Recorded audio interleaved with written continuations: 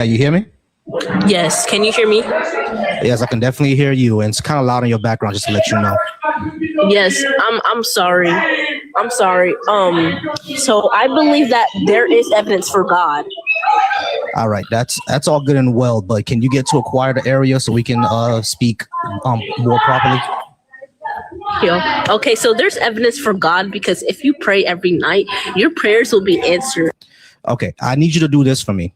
It's extremely loud in your background. Can you get into a quieter spot, please? Are you able to do that? You're on mute in case you don't know. All right, go ahead and unmute yourself. Let me know when you're in a quieter background, and then we can start the conversation in earnest. Is that okay? All right, cool. Go ahead and unmute yourself, please, whenever you get to a quiet spot. Blessed, how's it going, Blessed? Are you at least 18? And do you disagree with something I have on the board? America was never great. Being woke is good.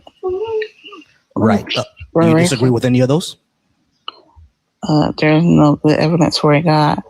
Faith is unreliable. Holy books are not evident. Right. Do you disagree with any of those? Yeah, there's no good evidence for a God.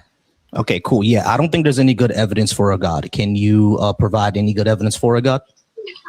First of all, God is spirit. You can't measure spirits. Right. I know you can't measure spirit, which is why. Okay, so therefore. Right. Hold on, Bless. You have to actually prove there's a spirit first. Can you do that? No, you got to prove that it's not a spirit. I don't have to prove that. You're the one making the claim. No, you making the claim saying there's no good evidence for a God. That's a claim right there. Yeah, because there isn't. So you got to prove to me that there is no good evidence. Right. So that's what I'm doing. There is no good evidence because anything that because you actually proved that there's no good evidence. The first thing you said was that spirits. You haven't shown spirits exist yet. So you have to show that spirits exist, and then you could possibly show that a God exists. But you haven't done that either. So can you actually show spirits exist? If you can't do that, then no, there's no good evidence. Then you're just making the claim. No, you gotta tell me if we could measure spirits. We can't. But that's okay. So therefore, it doesn't matter if I gotta prove it or not. So bless. You do have to prove it then, because you're saying that it exists. Are you making the claim that spirits exist? Yeah, spirits. Yeah. Okay, cool. Evil spirits and good spirits. What is the evidence of a spirit then, of the spiritual world?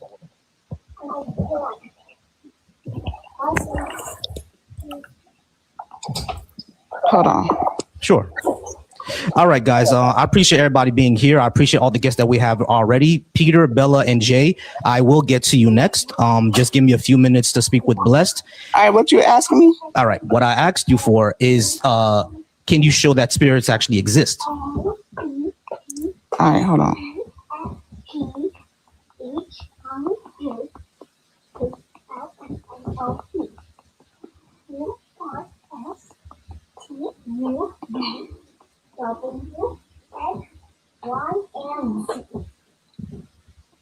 Someone come up here. All right, hold on. These were your ABC. So wait, you can come up here and read all these ABCs for us. Let's put this here. All right, while you're looking for that, guys, I do appreciate everybody being here. Go ahead and like the live. If you would like to have a discussion with me, go ahead and hit the guest button, and we'll get to that when I get to you. Okay. All right. So yeah, Blessed. Spirit. Evidence of spirits. Wait, what happened? Any evidence of spirits? Yeah, the unseen world. If it's unseen, how do you know it exists? Because people experience them. That's why. Sorry for interrupting. Hold on, it's not your turn, Peter. People experience. All right, I understand that. I understand that. But what I'm saying is that just because people experience something doesn't mean that what they experience is actually true. Like, for example, there are plenty of people who say they experienced Elvis. Does that make Elvis real? Or Elvis alive? Okay, that's the spirit then, if he's not alive. Okay, so but you're jumping over a part. You have to actually show that the spirit exists first. Wait, what? I'm so lost. I ain't gonna lie, I'm lost. Right, I understand. If somebody experiences a spirit, it's real.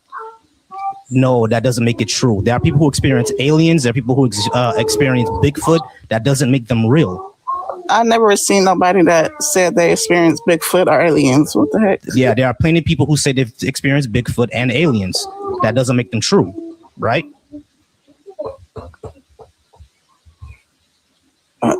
I'm lost. What? I know you are. There are people who say that they experience aliens, and there are people who say they experience Bigfoot, just like people say they experience Elvis.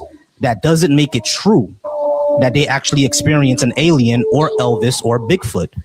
Sure, they experience something, but what they're attributing their experience to doesn't necessarily have to be the case, does it? Because Elvis is dead.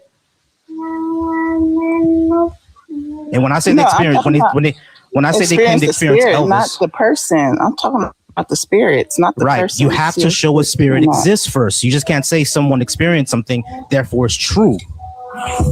You have to show that's actually real first. That's what I'm trying to say. You can't measure up a spirit. You got to experience it. So how do we know that it? So how do we know that it exists if we can't? If there's no way to actually? Because people are experiencing spirits. That's why. Right, you're simply going in a circle. You're simply saying spirits exist. And when I asked you how do you know, you said because people experienced it, and I said how do we know what the experience is true? And you said because spirits exist. They're going in a circle. You have to break that circle. How do you break that circle? How do you actually prove spirits?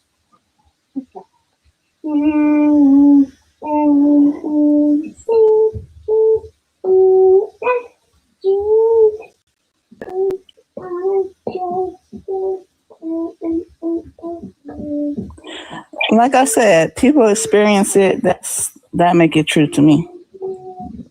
That doesn't make it true. People not experience. So you think people experiencing nothing? Is that what it is? They're experiencing something, but that doesn't mean that the spirit. Okay, that's that a spirit. How do you know that's that? That's a spirit. How do you know that? How do you know they're not delusional? What else can it be? They're delusional. They're imagining things. That happens all the time. Oh, okay. I get what you're saying. Oh, so you not delusional. Well, right. They experience being delusional is not actually the delusion. Yeah, it's a delusion. Now, being delusional is not necessarily a bad thing. That just means that your brain is working, right? Like there are people who hear voices all the time. Hearing a voice or seeing something, schizophrenic. It's not necessarily schizophrenic because you hear voices in your dreams, or you might have heard someone say something else. That happens all the time. All that means is that your brain is working. For someone to be schizophrenic, they have to hear conversations. Now, if you're hearing entire conversations, now you may be schizophrenic. But if you just hear a voice out of nowhere, that doesn't mean you're schizophrenic. That just means your brain is working. You just made a mistake. So yeah, people experience stuff all the time. People get euphoric all the time. That doesn't mean that the spiritual exists. We have natural explanations for these things.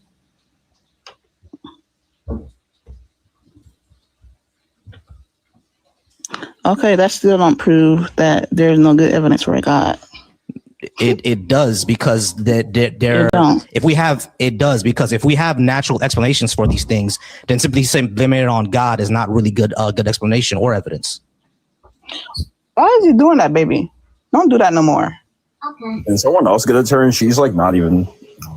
Yeah, you're gonna get a turn right after Peter, right after Bella. All right. So bless. Any Wait, what? You understand what I mean now? Yeah, I understand where you're coming from. Like people in delusion, it's a delusion spirit. You're simply saying it's a delusion spirit. It's not you don't have to be. It's not to be a spirit for it to be delusional. What I'm saying is that you actually have to show evidence that something exists first. You just can't claim that it is. People experience dreams. That does not make them real. Right. You're saying that people experience, like you experience the Holy Ghost. That doesn't prove that it's real. If somebody like he said, if somebody's schizophrenic, they see voices. It's real to them, but not to other people. But delusions could actually be spirits too.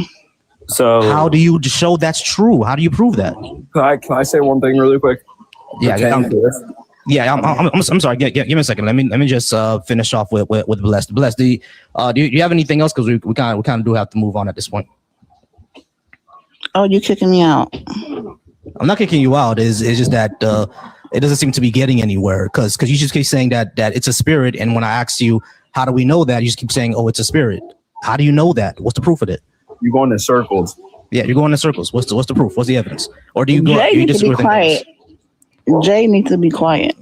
We don't need to do that on the panel yet, guys. So Right. Since we're Tell going in Jay circles, that. He the one I that got you. Since we're going in circles, do you have something else that you disagree with, or? No. All right, great. All right, so Peter, it's your time to shine. How's it going? Hello. How you doing, Peter? Are you at least 18, and did you disagree with anything I had on the board? I am, and I'm not disagreeing, but I'm at a neutral level of reparations for BLK. Oh, I did have that. I thought I took that off. All right, not a problem. Yeah, so you're neutral at reparations for Black Americans. Go ahead and explain what you mean. I believe that Native Americans need reparations, and I think women that wasn't allowed to vote, they need also reparations. If stuff happened 50, 60 years ago, then I feel like we should just drop it because they didn't get reparations and all that. All right, that really doesn't really make sense to me. So you think that women should get reparations because they didn't have a right to vote, and Native Americans should get reparations for the genocide that was committed against them, but Black Americans shouldn't get reparations for redlining? I'm saying that none of them did. Yeah, none of them did. Yeah, correct. So why does BLK get it if nobody else does? The Japanese got it. What? The Japanese got reparations.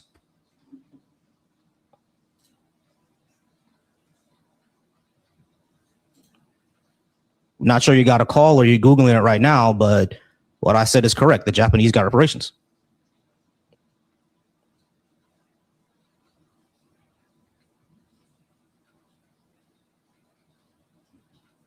All right. Peter says he's going to tap in later. Bella, how's it going, Bella? Are you at least 18? And did you disagree with something I had on the board? Yes, I'm over 18. And I disagree with the America was never great. Cool. Yeah. So I say America was never great. Number one, because all the way up until just a few years ago, not everybody in America had full rights. And number two, we actually never lived up to it. We've been trying to roll back those rights since the beginning, or since they got them. So, and not only that, we never lived up to our principles of equality and opportunity for all citizens. We never lived up to those to that. So, because we never lived up to it, and we've been trying to roll it back, and it didn't happen until a few years ago. Never been great. Doesn't mean that we can't be. We can. It's just not now. I think everyone in America has rights. Like no one doesn't have rights. We're the freest country in the world, and we have the best things. We all have rights now. Some of the best schools. Yeah, sure. We have all rights now. We've had all rights for a while now, since I was born. When were you born? 2003. Yeah, I was born in 1987. Yeah, we've had a lot of rights for a while. Yeah, now since 1968, but America existed for at least almost 200 years before then, right? Yeah. Yeah. So for the majority of this country's history, not everyone was able to have rights. That's great. It's not great, but now it's great. No, it's not. Did we live up to equality and opportunity for all? I would say we do. We don't. Like your opportunities are dependent on your socioeconomic status. They're dependent on your race, your sex, dependent on all those things. I mean, I think everyone can get equal opportunities no matter who they are. How do you explain the fact that Black applicants who have the same qualifications and the same experience as white applicants are still less likely to be hired? How would you explain that? I mean, I think they both have equal opportunities. Right, They but you both have didn't. they You both didn't have the really. equal opportunity to apply and get interviewed and get accepted. Right, but what I'm saying is that even though the black applicants have the more qualifications and more experience and more education, they're still less likely to get hired than the white one. How would you explain that if they have equal opportunity? Maybe it could be because of something on their like reference, like maybe like they have a bad reference from someone, or How would they have a bad reference if they have the education and the experience? maybe Where's the they bad did reference coming something from? at that job, like maybe So black people are just bad workers? no. All right. So like I'm it saying doesn't. that maybe it's a case So by case thing. Bella, listen. So what you're saying would be impossible then, because you agree that not all black people are bad workers, right? But black people who have the same type of qualifications and skills, sometimes even more than white applicants, are still less likely to get hired. So if that's the case, you can't just say they have bad references. I'm saying it could be because of criminal records or stuff Bella, like Bella, that. how could it be give me a second, Kay. Bella, how could it be a criminal record if they have the same experience? Sometimes even more experience. When they had the So black people are just criminals? No. Okay, It so could be the same for a white person. If you have a criminal background, you're not going to be hired. All right, but we know that. Okay, let's do criminal background. Actually, we know that's not true. We know that's not true too. Let's do criminal background. Did you know that a white man with a criminal background is still more likely to get a job than a black man without one? So if the opportunities were equal, how do you explain that? Whoever hires someone with a criminal background is messed up. Well, Bella, that doesn't answer my question. How would you explain that? There's only one reason for why that would be the case. That person is messed up and wants to hire a criminal. Messed up in which way? Messed up in which way? In the head. Yeah. What's going on in their head? Some mental illness or something. I don't know. Bella, it's racism. Just admit it. I don't know why. I don't know why this is so hard. I don't know why you don't want to admit that it's anti-black racism. Like, just be honest about it. Call it for what it is. You Isn't racism like someone saying like racist things or being mean to someone of a different race? No. Racism is more than that. That's not only what it is. It's social. It's socially and economic. So people being denied job opportunities. In this instance, because of the biases they have towards that person, that is backed up by social and political power, that is racism. Not just simply being mean to somebody. It's not just simply just being mean to someone. That's a part of it, but it's not only. No. I'm like, and to be honest, if you think that's what racism is, that's kind of wild. It's not just wild, but it actually shows that she does. It actually shows exactly what the system intends. Which, if that's her reference for racism, then it just proves that she doesn't experience it. Point blank, period. Which we all know she doesn't. Yeah, I've never knew there was another definition of it. Yeah, that's what. No, that's not another definition of it. Racism has always been defined by social and economic. It's not just prejudice. It is the power to yield that prejudice socially and economically. It is not just simply having prejudice for another race. Yeah, it is simply not what it is. It's not just being mean to someone. That's kind of wild.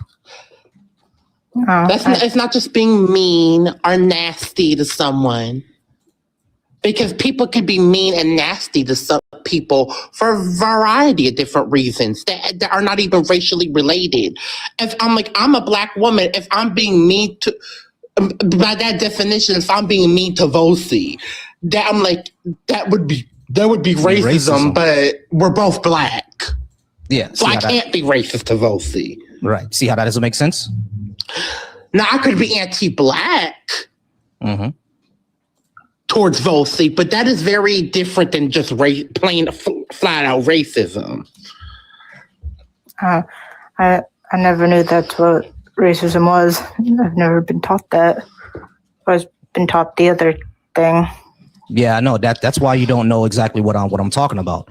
You see, which is why when I asked you, you know, when I tried to get you there to understand that, you know, these different outcomes are about racism, you didn't understand what I meant. You thought that just people are just sick in their head.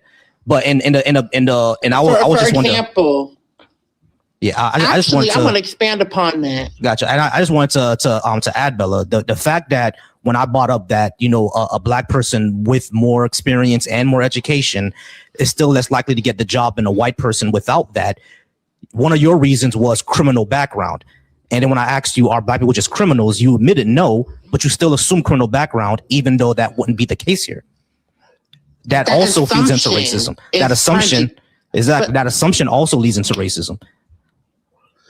That what you just displayed was racism, not just because you assumed it, but because it is actually backed by social and economic disparities, because that alone feeds the idea that Black people are somehow are more criminal, more violent, and that is white supremacy, Bella.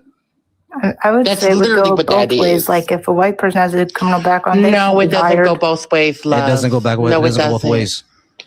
No, racism and no, I mean like a white person with a criminal background shouldn't be hired either. Like no one with criminal background should be hired. I actually disagree with that for multiple reasons. It depends on the crime, I would say. Yeah, it depends on. Yeah, okay, there we go. Depends on the crime. Yeah, but they're not basing that based on the crime. They're basing. You said based on criminal. And I'm like, now, granted, if we're talking about working with children and you're on the Megan's Law list, then no, I don't think you should have that job. Exactly. Regardless of your race, obviously. But that is not what we're talking about. Mm-hmm. Yeah, I mean, I wouldn't always jump to racism in that situation. I would say there's more to the story sometimes. How would there be more to the story? Because there's not more to the story. Yeah, exactly. Bella, it's just racism. So Bella, I gave you a very clear example, and I'm not sure how there'd be more to the story. We're talking about Black applicants who have more qualifications, and not only that, more education and more experience than white applicants, and they're still less likely to get a job, to get the same job. How is that explained through other means? What are the other means? And you cannot name those other means because there are no other means. They are the means is race. Yeah, so we can't say, you know, oh, it had to be less experience, less negotiation. If you're gonna say there's less of a quote unquote cultural fit, then we're gonna be like, okay, what does that mean? What do you mean he doesn't fit the culture of the job or the company? What does that mean? I'm like, not the culture. It means white. I'm like European standards. He doesn't meet European standards. Basically. i.e. in this situation, which is actually what I was going to bring up, the Crown Act. If racism and anti-Blackness were not so pervasive, I'm like, Bella, let me just first ask this. Do you know what the Crown Act is? I've never heard of that. Okay, so the Crown Act is not federal, although we've been trying to make it federal. But it is essentially an act where Black people, Black women, Black children, and of course, Black men with natural hairstyles, but typically it affects Black women and children the most, and we all know why. I'm like, to not be discriminated against based on the natural texture that comes out of our hair. Do you know that there are actual do you know it is legal? And I'm like, in majority of states, the Crown Act is only in 28 states in the United States. Do you know it is actually legal in multiple states to discriminate against a Black person based on the texture of their hair are the cultural hairstyles that they wear. Do you know that is actually legal in majority of the United States? I have been discriminated against for having locks, having braids, are literally just the texture of my hair. I've literally been sent home from school as a kid because my hair grew in an afro or I had box braids in. Yeah, do you know that is a thing? that shouldn't be legal. I'm like, yes, it shouldn't be legal, but it is. It is in majority of the United States, actually.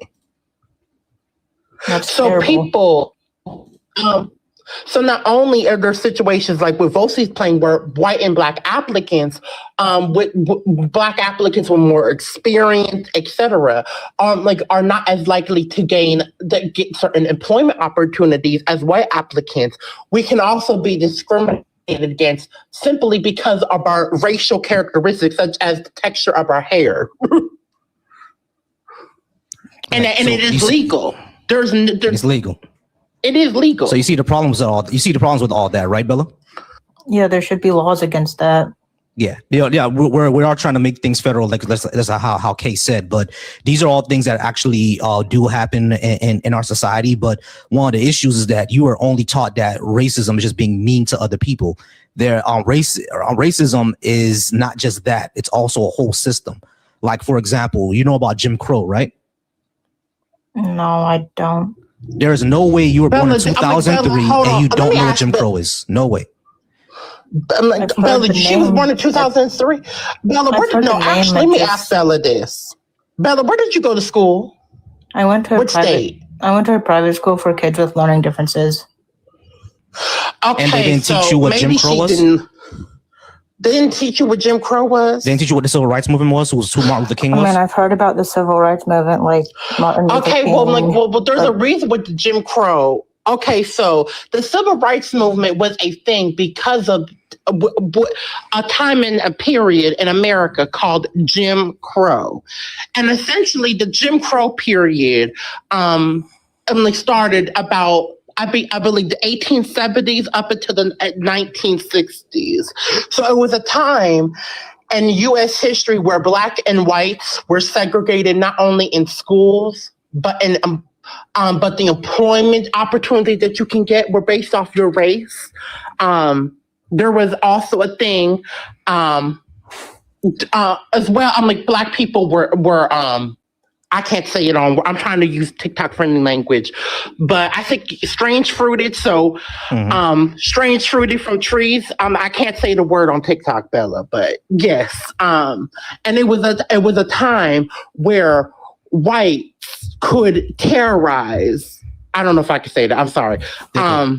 Smerize black communities without impunity. I'm like, there were whole communities of black people that were destroyed essentially during this era. And so so you learned about civil rights, and I don't know how you learned about the civil rights movement without learning about Jim Crow. But not Jim Crow. The civil rights movement came to end Jim Crow laws. That's what the civil rights movement was about. Yeah. So Bella, I'm really struggling to understand this. I know you went to a private school, and that so you're saying that private school taught you nothing about the 1960s beforehand, nothing at all? Do you know about slavery at all? About like segregation and what Martin Luther King did. So you know what Jim Crow was? Why'd you play around acting like you didn't? You know what Jim Crow was. They didn't tell us about Jim Crow. But you knew about segregation. Ma'am. I didn't know that was part of. Everybody pause. I'm sorry. Everybody pause. Jim Crow. I'm sorry. Everybody pause. Because I'm really struggling to understand this. You learned about segregation, but you're saying that you didn't know about Jim Crow. Segregation is Jim Crow. That's what it is. I didn't know that. They didn't teach me that. So what did they teach you what it was? What did they call it? They just told us that about segregation, and they didn't call it anything. They said it was racism, and they told us about Martin Luther King and what he did. So, okay, so you didn't learn about But Bayard he was Rustin. trying to end Jim Crow. Wait, hold on. Okay, let me just ask this. You never learned about Bayard Rustin. You never learned about Betty Shabazz. You never learned about Malcolm X. You never learned about the Black Panther movement, the Black Power movement. None of those were part of your To be education. fair, you'd be surprised how many people didn't learn that in school, Volsey. Jesus fucking You'd be Christ, bro. surprised. I know. To be fair, I know about those because my grandmother and the Black people in my life taught me those things. You would actually be surprised how many people do not know about the Black Panther Party or Betty Shabazz, Malcolm X, Bayard Rustin, Angela Davis. You'd be surprised how many people do not know about these figures. You would be surprised. I'm like, you have people that really think that Black history stops at Harriet Tubman. Like, you'd be surprised. Jesus fucking Christ.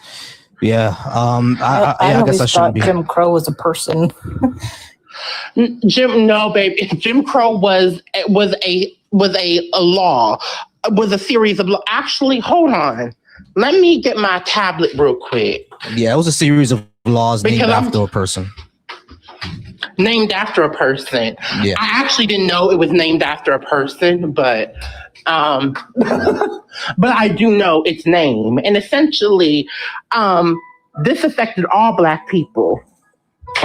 I'm like, and there's probably a reason why you did not know. This is also goes into our point that Black history in schools is often whitewashed and made palatable to white and non-Black children. Mm-hmm. All right, Bella. I didn't want this to turn to like an education stream, so we do got to go ahead and start moving on. But I do appreciate you being up. I'm gonna talk to Al Rafiq next, and then users I think next. schools need to teach more of the Black history. Honestly. Yeah, they definitely do.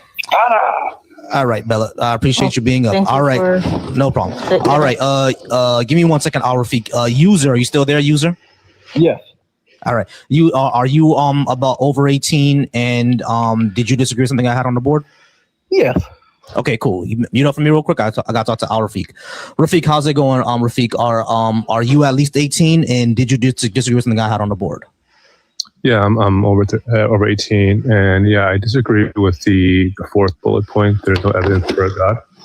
Right. There is no good evidence for a God. What good evidence do you think there is? Yeah, there's, from my perspective, I think there's a lot of strong philosophical arguments for God's existence. Well, philosophical arguments are not evidence. Okay. What would you assert would be evidence for you? Something that's demonstrable, demonstrable, something that we can measure, things like that. Measure, like empirical? Yeah, I think we should go off empiricism, correct? Got it. So anything that's not empirically verified would be false under your worldview?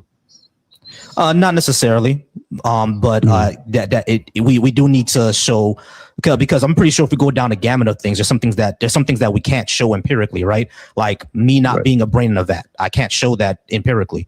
But we can show that senses are consistent empirically when it comes to certain things.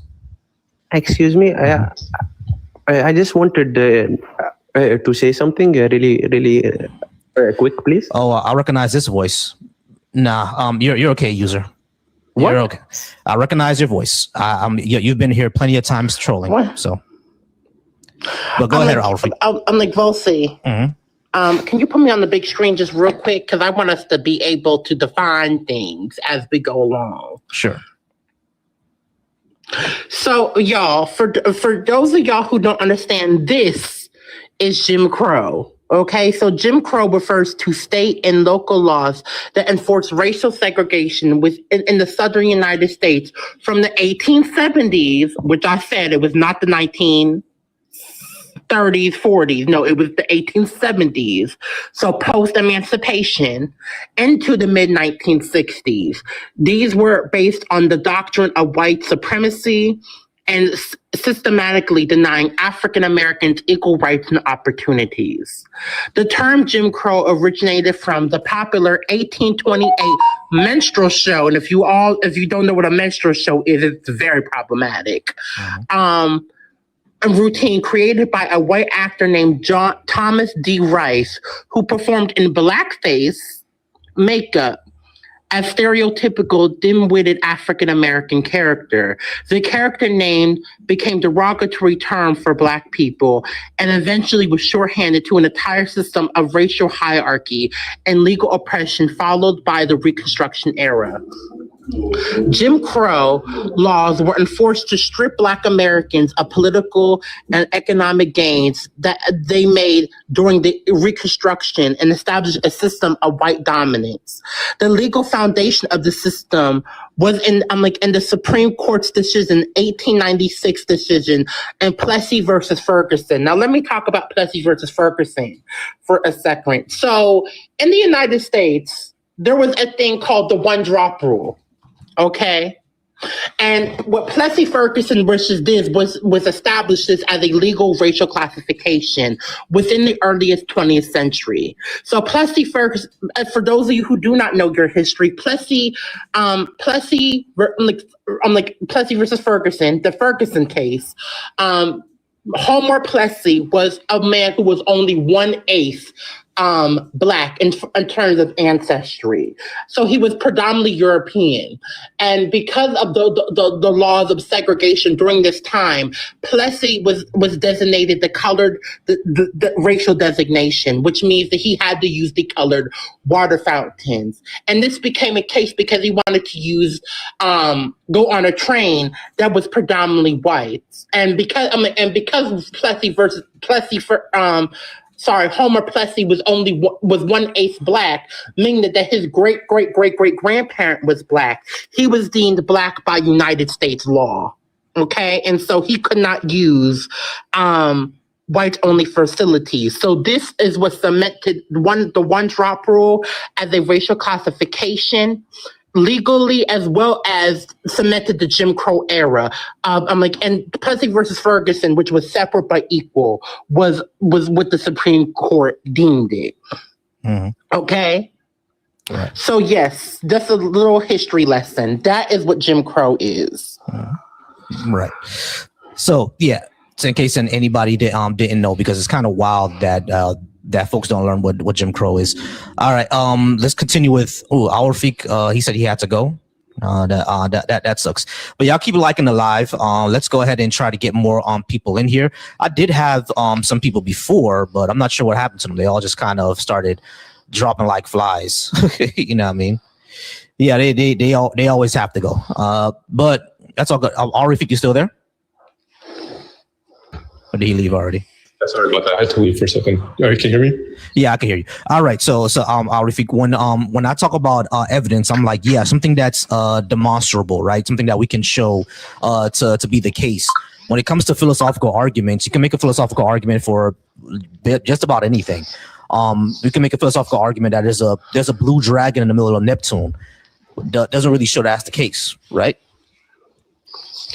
Right. So in terms of a blue dragon being in Neptune, right, you can say that, hey, something like that exists, but in terms of a philosophically speaking, you'd have to provide more justification than you just merely stating that exists, right? Right. Yeah, so, sure. You can, but that's what I'm saying. You can do that for literally anything. Not necessarily. I would disagree. Could you offer up an argument or a syllogism that a blue Neptune or whatever that creature that you mentioned exists? A blue dragon middle of Neptune? Yeah, probably. Yeah. If I sit down and wrote a syllogism out, probably, yeah. I mean, there's nothing in the philosophical literature that would say something like that. So I would be pretty much amazed. If you can provide that for me, that'd be great. Say that again. Yeah, I would be amazed because in the philosophical literature, there's nothing like that. Right. I know. I understand that, but it's like. My point is that if you try to make a syllogism or a philosophical argument, like what I'm saying is that you can do that for literally anything. It doesn't mean that the argument is going to be sound. You can make a valid argument. It doesn't mean it's going to be sound. You know what I'm saying? Right. But like the thing is, that's my issue with all these philosophical arguments for God. They just kind of conclude God or define one into existence. Yeah, I mean, we the way that we get justification is that once we get some actual hard evidence, which has never been the case. But yeah, you're begging the question. When I'm asking you, what are you defining as hard evidence? Because you can say that one thing is hard evidence, and one person may not define another thing as hard evidence. right? So what I'm asking you is, because from our initial conversation, you mentioned that, hey, more likely empirical evidence would be more hard evidence for you. Is that correct? Yeah, that's the definition, like hard evidence, like something that's demonstrable and demonstrable. But I think the only thing that we can't show hard evidence for is that we're not all brains in a vat. That's really the only thing, because that gets into solipsism and all the other good stuff, right? So we just have to trust our senses because we have nothing else. You know what I mean? So it's like that's the hard wall there. But for I think 99% of things or claims, we can have some hard evidence for it. Yeah, I would disagree. I would say can you put me on the big screen for a second? Yeah, because words mean things. Yeah, sure. Go ahead, Rafi. Evidence. Because apparently we don't know what evidence is. So evidence, right? Look at the dictionary. And this is the Oxford Dictionary, which is an available body of facts or information indicating whether a belief or proposition is true or valid. Okay? That is what evidence is. Yeah, I would agree with that. Now, what we're establishing is in terms of what types of evidence is what we accept, right? Now, I think the host made a point that, hey, 99% of things are verifiable through empiricism, except for, hey, this instance where we can think of someone being in a brain in a vat. But I would disagree. I would say that things like the laws of logic, certain analytical truths are true outside of what we call experiential knowledge, right? So we have some things as called a priori knowledge. Things are just true, right? Mind independent. So things like mathematical truths, 1 + 1 = 2, are out there. But those can be proven, though, scientifically. Math is scientific. Right. I mean, the thing is, when it comes to math, Kay, your background's kind of loud. So when it comes to all good. So when it comes to things like math, right? Like we make up numbers. Like numbers don't really exist out there in some ethereal world. We make them up. So when it comes to things like 1 + 1 = 2, we're really just defining that into existence. We're defining one as a singular object. You know what I'm saying? That's just how our minds work in order to classify things. But numbers don't actually exist physically and out in the real world, right? So what you're saying to me is that numbers or mathematical equations, they're not true. They're subjectively true, or they're mind constructions essentially of the mind. Is that what you're saying? They're basically a language that we use in order to describe the world. Same thing like how we're using the English language right now. Are they objectively true though, in your paradigm or in your worldview?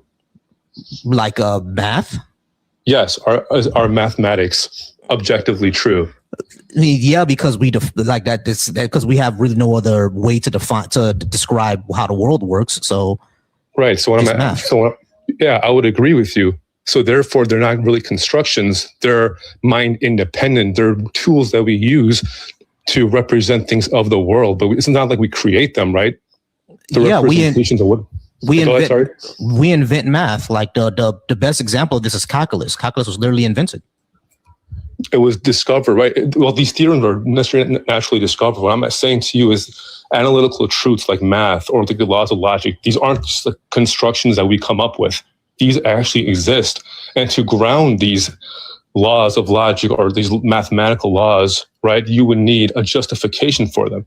And from an atheistic worldview, you don't have any justification for them. Yeah, neither do you.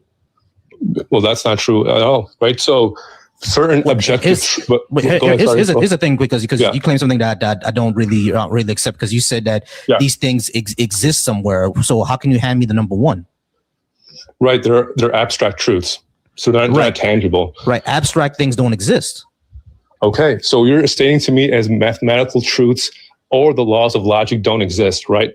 Like the law of identity, the law of non-contradiction. Those things are just conventions that we created, but they're not universally true or objectively true, right? From your perspective. From as far as what we see, basically the laws of logic are basically what we see out in the universe, is how we describe the universe.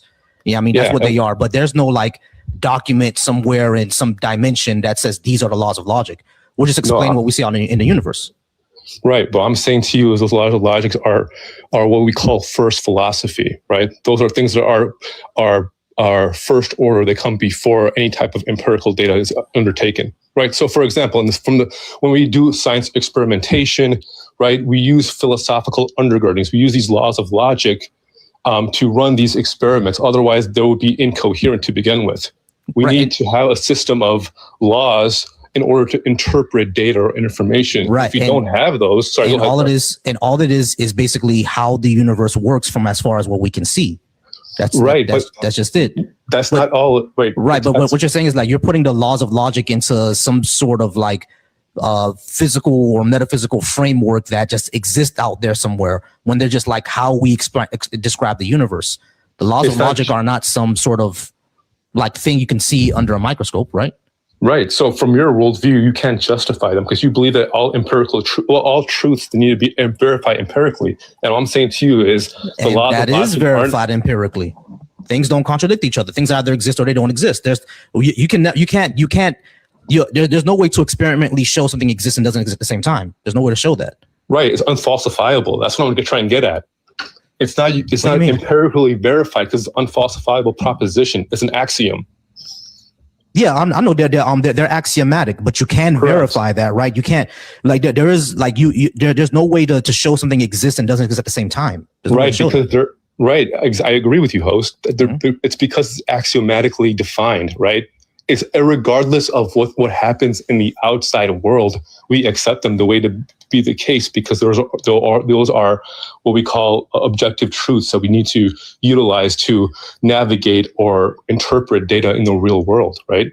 So what I'm telling you is, from your point of view, because this all started. Sorry to keep talking, but this all started when we talked about, hey, what sort of evidence would you accept in terms of the acceptance of God? I brought forth philosophical argumentation, and you responded by saying, "Hey, those aren't evidences; those aren't hard evidence." And then we got to the point of what is true, or how do we recognize truth, right? So what I'm telling you is, we got to the conversation about the laws of logic, mathematical truths.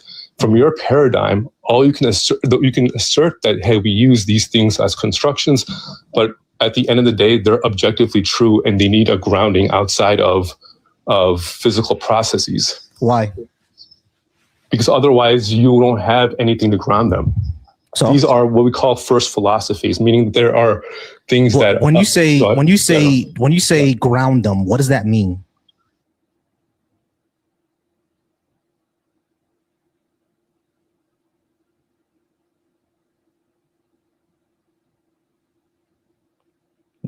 Still there, Rafik? 15 themed areas filled with millions of Sorry. No problem, Caddy. I just gotta mute you because it's kind of lounge background. Thanks. Sorry. When you say ground them, what does that mean? Justify them, right? There has to be a source for what justifies them, right? Because otherwise, you have the explanation for them. I don't even understand what that means. What do you mean by justify it? Like when we look out into the universe, we see things don't contradict each other. So what is the justification that it needs? Right, because you're presupposing, right, these laws of logic exist, but you don't have any justification or grounding for. I'm not presupposing anything. We see that things exist and they can't exist and not exist at the same time. I'm not justifying anything. That's literally what we see. Right. So I'm not disputing that. Okay, so there doesn't need. Give me 1 second, Gaddy. So there doesn't need to be any justification. Yes, there does. Because you're using what we call metaphysical laws, right? In terms of the law of non-contradiction, the law, identity, these things, right? But it can be proven, though. That's the difference. It can actually be tested and proven. That's science. No, this is outside of science. This is what we call philosophy, right? So, empirically philosophy doesn't equal reality, though. Not necessarily. You made a philosophical statement, and you're saying that philosophy doesn't equal reality, right? What I'm saying to you is that these propositions or these laws does it have science to back it? Evidence, that's reality. Evidence, something tangible. Right, and I'm saying to you, there's no scientific evidence to back up what 1 + 1 = 2 or etc. Actually, there is. Actually, there is. Like, you have to talk to like a physicist and a mathematician and everything like that. But yeah, actually, there is. Like, I don't know what the equations are. I don't even know how they do it. But actually, there is. I actually have seen like papers like that, and it was written in symbols that I'll probably never understand. But actually, there is. They can scientifically show that 1 + 1 = 2. But again, we make up numbers. Like one could have been Smurgle for all we know. You know what I'm saying? We just made up numbers. The actual syntax, right? The word one is made up. I agree with you, but the actual, like the value of it behind the actual name from it, those aren't just made up, right? Those actually exist. Those are actually real concepts. They're not figments of our imagination. That's what I'm trying to get at. Okay, concepts that come from where exactly? That's what we're trying to establish, because where are they? What's the justification? Where are these things coming from? That's what I'm trying to say. They're coming from us. That's what I'm saying. They're coming from us. We're the ones making it up. No, because we're making up. If we all disappear tomorrow, are you saying that like 1 + 1 will still exist? Because like there's no one around. 1 will still, yes. And what I'm telling you, host, is 1 + 1 will still equal to whether you exist or whether I exist. Okay, and how do we show that to be? All right, so how do we show that to be true? Irregardless if you can show that to be true, it is objectively true. Irregardless, those are what we call. Sorry, go ahead. Hello. I didn't say anything yet. May I speak for a minute? Yeah, go ahead. He is using finite notions in science when science doesn't even, science is still in a mode of discovery. Science is always in a mode of discovery and exploration and seeking. And he's only using Western philosophy, and he's not even using, there's a whole nother side of philosophy, which is Eastern philosophy, which deals with infinite models and metaphysics and non-dualism and oneness and understanding of infinite models and quantum physics and stuff like that. He's just looking at science purely from a Westerner lens, using Western philosophy, and it does. Well, that's not true either, because philosophy Eastern philosophy. Let me tell you something. Eastern philosophy is more scientific in its understanding, closer to science than Western philosophy is in certain areas. There are two different types of philosophies, and you're ignoring like a whole nother section of philosophy, probably just like you ignore a whole nother section of religions outside of the Abrahamic sphere. You're approaching this strictly from that's not true at all. Because I can philosophically look at it in a Western sense, then you must have something to ground it. That's not true at all. Philosophy existed way beyond the Western Revolution, or way beyond West, right? All right, so everybody pause me real quick. Yeah, I got you. Everybody pause me real quick. Here's the issue that I'm having. We haven't gotten to how any of this gets us to a God. Yeah, the laws of logic. We have concepts 1, 2, 3. We have concepts of unicorns as well. That doesn't mean unicorns exist just because we have a concept of it. Like unicorns are constructs of natural things, right? Unicorns are only just like horses with horns in them, right? They're constructs of what we see empirically, like horses, and we can visualize a horn. Therefore, a unicorn is a kind of a made up thing, right? They're constructs of what we see in reality. By the nature of a sentient mind. Hold on. By the nature of a sentient mind, you are the one that formulates this mapping. You are the one that tries to map. You are the one that gives things names. By the nature of a sentient mind alone, it gravitates to the nature of forms. It doesn't matter how much you try to map it or navigate it or give it words. It's still, if it's an infinite model, then you go on doing it forever. And this grounding that you're speaking of doesn't exist. This is my point about infinite models versus finite models. In finite models, you have a grounding, yes. But in infinite models, there is no grounding because energy is therefore looked at as infinite. Wait 1 second. Wait, Katie, how is there grounding? All right, Dragon, give me a second. Give me a second, Dragon, because I'm sorry, we have to kind of wrap up and actually get to what we're trying to talk about, because it's like I still don't see, like, just because we have these concepts, we have the laws of logic, all that is good and well, right? How does this even get us to a God? Because not like all these things could exist, or all these things we could have concepts and laws of logic, all that could happen, right? That still doesn't lead us to a God, because like when I don't understand what you mean by we have to justify that we see things don't contradict each other. What does that mean? We see things don't contradict each other. I have to justify why we don't see it. That makes no sense. Yeah, I mean, this whole conversation started about evidence, and we kind of got into, I think, a tangent in terms of, hey, what do we see as evidence? Because at the end of the day, the question was, the prompt was, there's no good evidence for God. I asked you, what evidence would you accept? You mentioned empirical evidence, but you said that the only thing that would escape that would be us a brain in a vat, right? Because that will lead to solipsism. And I told you, hey, that's not the only case. We have these certain truths, such as math, laws of logic, that are true, right? We accept them. They're objectively true, yet they won't require any empirical evidence because they're presuppositions. They're axiomatic, right? So that doesn't necessarily fall in your paradigm. And that's where the conversation naturally delved towards. So that's kind of, from my perspective, where it naturally fell to. All right. So because we have things like math, are you saying that math is more discovered than it is made up? Because like we know that we made up languages, right? So if we and math is a language. So if we made up languages, how did we not make up math? Because interpret reality with math. You would interpret reality with math. Whether like we came up with these axioms or these models, that itself is kind of redundant, because it is the case that given these constructs, we can derive truths. Now, if that's the case, then someone can give some like mode of argumentation using these constructs to derive or come to a God. I would agree with that. Does that make sense, host? No, it doesn't. You guys are saying because we use math, therefore God. That doesn't make sense. No, that's not the claim. I'm saying like whether it's going to be math or whether it's going to be like modal language, like within philosophy, right? Using these models like that have axioms and like theorems, we can come to the conclusion that a God exists. Yeah, I understand. I can come to the conclusion that a God exists because I have a bald head. That doesn't mean that a God exists because I have a bald head. How the hell did you derive that from my statements? Like, you think that's what I'm inferring, that you have a bald head, therefore God? No. What I'm saying is that you literally just said math, therefore God. I told you explicitly I didn't state that.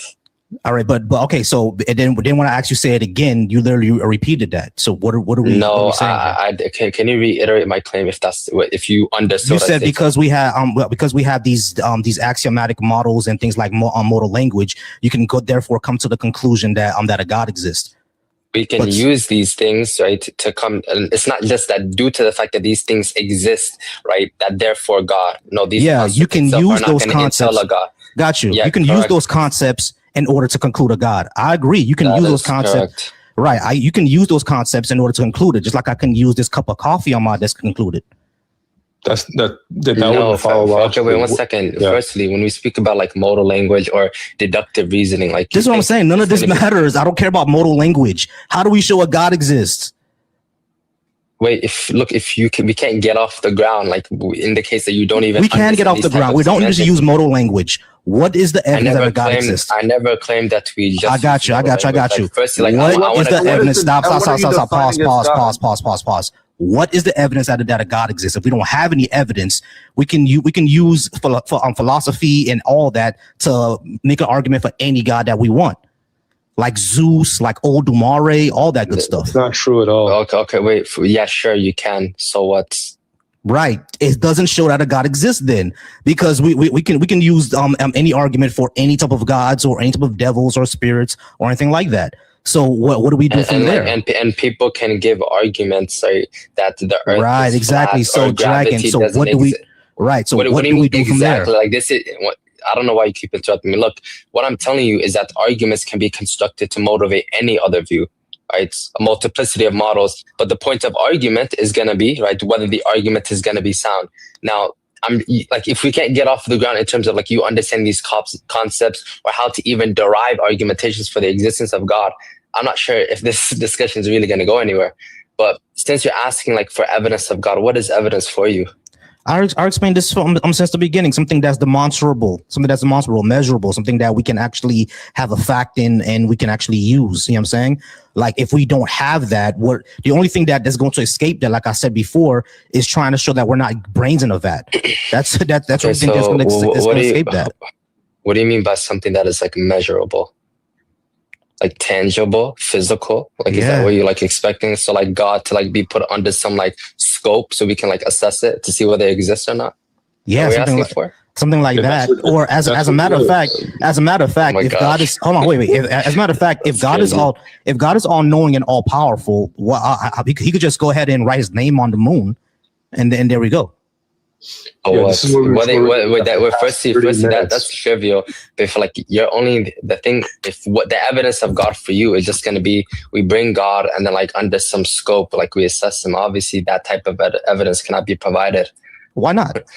It can't because it's not real. Right. Same reason, right? That you cannot, you do not have access, right, to like the fossils of your great grandparents. Yet you still infer the fact that you exist, that they exist. I have the fossils of my great grandparents. We have DNA to prove that. We do have it. Hold on, Dragon. Listen, we can have the fossils of our great grandparents. Like my family, can you prove that? My family has a tomb in Haiti. I can go to this tomb, see my grandfather, see his father, and see his father. Okay, how far back? So how far back? Probably to the revolution. And I'm pretty sure that Kay, since she's African American, she can show like documentations of like her parents or her ancestors even coming over on the ships. Like we have documentation for all this. Look, but my point here is like if we go far back enough. Most Black Americans don't have the ships because we were considered property, but we can, in fact, trace our lineage back. No, look, I'm aware of most that. of us, some of us to the 1700s. Look, I'm not contending with this. Look, but the reason why I'm deriving this point is you're asking for some like empirical evidence where we can just like basically put God under some scope, and then with that we're going to infer that he exists. But I'm stating that you believe in things where you don't invoke this type of evidence, yet you still believe that they exist. Like right? what? So I brought up one example. I'm like, but you're still missing allow me to finish my point. Look, hold on, pause me because I know Dragon's being interrupted. I'm sorry. Pause me real quick. All right, Dragon. The example you brought up is not a good example because we actually do have that, which is DNA's burial sites. Right. So what are hold on, wait. So Dragon. So my question is, what are the things that you think that I believe that we don't have empirical evidence of? Logic. Yeah. Okay. So forget about logic for now because he's asking for empirical evidence. Logics or the laws of logic at least are going to be conceptual. They're not empirical. But when it came to like, for example, like the fossils of your great grandparents, there's going to come a point where you're not going to have access to it. Maybe the last few generations you do have access to it, but if you go back maybe 1,000, 2,000 years back into the past, you're not going to have access to anything or any remnants left of them. Yet like you still infer. Okay, so you still believe that they existed, right? Well, because I do. Their DNA, and we have their DNA, and I do, and I exist. Beautiful. We have our great. We have our ancestors' DNA in our bodies. We are literally, we get 50% of our DNA from our parents, and both of them have ancestors. So yes, we can prove they exist because we have their DNA. Well, firstly, you look. So Dragon, I got you. Respond to that. What I'm trying to say, Dragon, is that we can empirically show that they exist because we empirically exist, right? So we know that through how that works. Pause, everybody. We know that that through like human reproduction is empirically a thing, right? We reproduce. So me existing means my ancestors exist because I just didn't pop out the ether, did I? So like this is still right. So this is still a bad argument. No, like, it's not. So let me like properly represent. It's a terrible argument. Okay, I didn't ask you to give some assessment. Let me so Dragon, go ahead. I'm so good argument at all. I'm a mod, so I can interject. I got you. I got you. Everybody pause real quick. Let's go ahead. Hold on. Pause. All right, I'm sorry, y'all, because it's getting again a little out of hand. But Dragon, go ahead and respond to that. For reiteration, I said that since we empirically exist, we can show our ancestors exist because we know that human reproduction is a thing. I didn't pop out of nowhere. So obviously, I was born from someone who was born from someone. Why is that not empirical? Okay, beautiful. Firstly, right, construct that, or like the criteria you gave for to prove the existence of God is to put him like under some scorp and like we can tangibly see him. But it is the case, if you go far back enough, you cannot do that for your ancestors. Now, what you're doing is that you're stating, well, I exist, so obviously there has to be a reason as to why I exist, and I'm going to infer that I had prior generations that enabled me, right, to exist. So you don't necessarily need tangible evidence. Your own existence is sufficient for you to infer that something came prior or brought about your existence. Because human reproduction is I'm still speaking. So let me finish. I don't know why you keep cutting me off. Same exact reason can be given for the existence of God. That there is some universe, right? There is beings, right? There's going to be a reason as to why they exist, and then this type of being is going to be interpreted to be God. Okay. DNA is tangible, but God is not. And right. Those two things aren't correlative at all. Right. So Dragon, like, right, yeah. So Dragon, yeah, they're not correlative at all because number one, you already admitted that God isn't physical, but number two, DNA is physical and it's tangible, and not only that, the reason why we can infer is because we have a good reason to infer it. Because hold on, Dragon, we have a good reason to infer. We have a good reason to infer it because just like how, as you already admitted, reproduction exists. We don't just pop out of nowhere. And yes, the existence in of itself, the universe had to happen for a reason, right? But you're simply saying that the reason was this almighty creator outside of space and time or whatever. You're not close. I don't believe that. All right, so what are we talking about then? God is outside of space or time, but that's what I said. That's what I said. A being that is outside of space and time. That exists outside of space and time. He doesn't, at least under my model. Okay, so under your model, God exists within space and time? Yeah, correct. That God can act within time and he has a location. So God, in your model, God is dependent on space and time.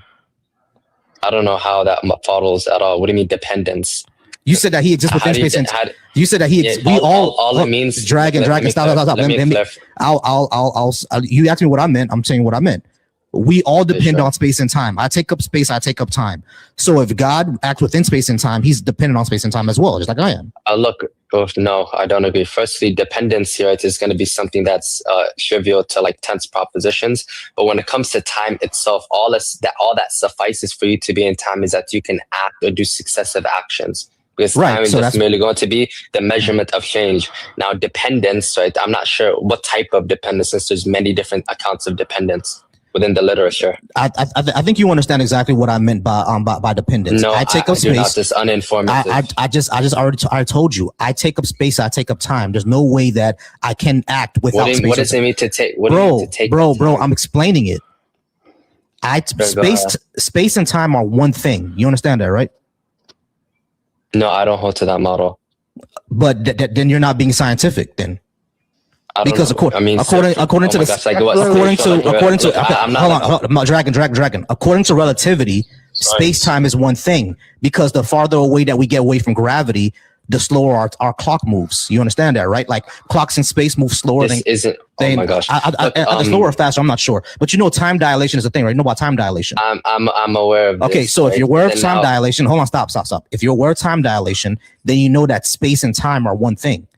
So we all take up space and we all take up time, all of us, and we cannot act. Hold on, how do you not take up space time? How do you not take up? Okay. Now you don't take up space, right? Hold on, wait, hold on, stop. You're gonna let me respond. You don't take up space right now. You don't take up space. So you just don't exist. I take up space, right? I'm not claiming that I don't, but right. And space time is one thing. Yes, dude, you're gonna have to allow me to respond. I'm gonna have to go in a bit, but look, the point here is Dragon. Space time is one thing, bro. I'm not gonna let you get away from that. I'm gonna wait. I'm gonna respond to Dragon. Can I respond? Dragon, there's nothing to respond to. Space time is one thing. It's not up for debate. It's one thing. Okay, so you're just gonna assert it without any and allowing any. We have evidence of it. It's called relativity. Yes, spatial. Oh my God, and science. You're not making any coherence. Look, all she's doing is reiterating your point. I don't know. She's not adding any. All right. So because there's nothing for me to reiterate. You're not giving me anything to reiterate. Right. So pause real quick. Hold on. Pause real quick. Everybody, can I just respond? I got you. Pause me real quick. What I'm saying is that there is literally nothing to debate here. Space-time is one thing. We've proven it over and over and over again. So to say that you don't hold to the model of space-time, how the fuck are you even using the app right now? I never made that. Skippy, hold on. You literally said that a few minutes ago. No, you're gonna have to allow me to It's called speak, my words right? getting. It's called getting tongue twisted. And if you, and if you don't come up, Oh my gosh, within dude, the like this is like 10 so minutes- convoluted. We're not gonna progress anywhere at all. Right? Hold on. Skippy, because I see you in the comments making snide comments, being tongue twisted. And if you don't come up, like Volsy said, I'm like, it is 5:06. If you're not up here by 5:20, I'm gonna mute you for the whole live. Because see, I don't do passive aggressive bitches. That I don't do. All right, crap, bro. So we lost to Rafiq and the other one. All right, so what's his name? Unwarranted or unwanted?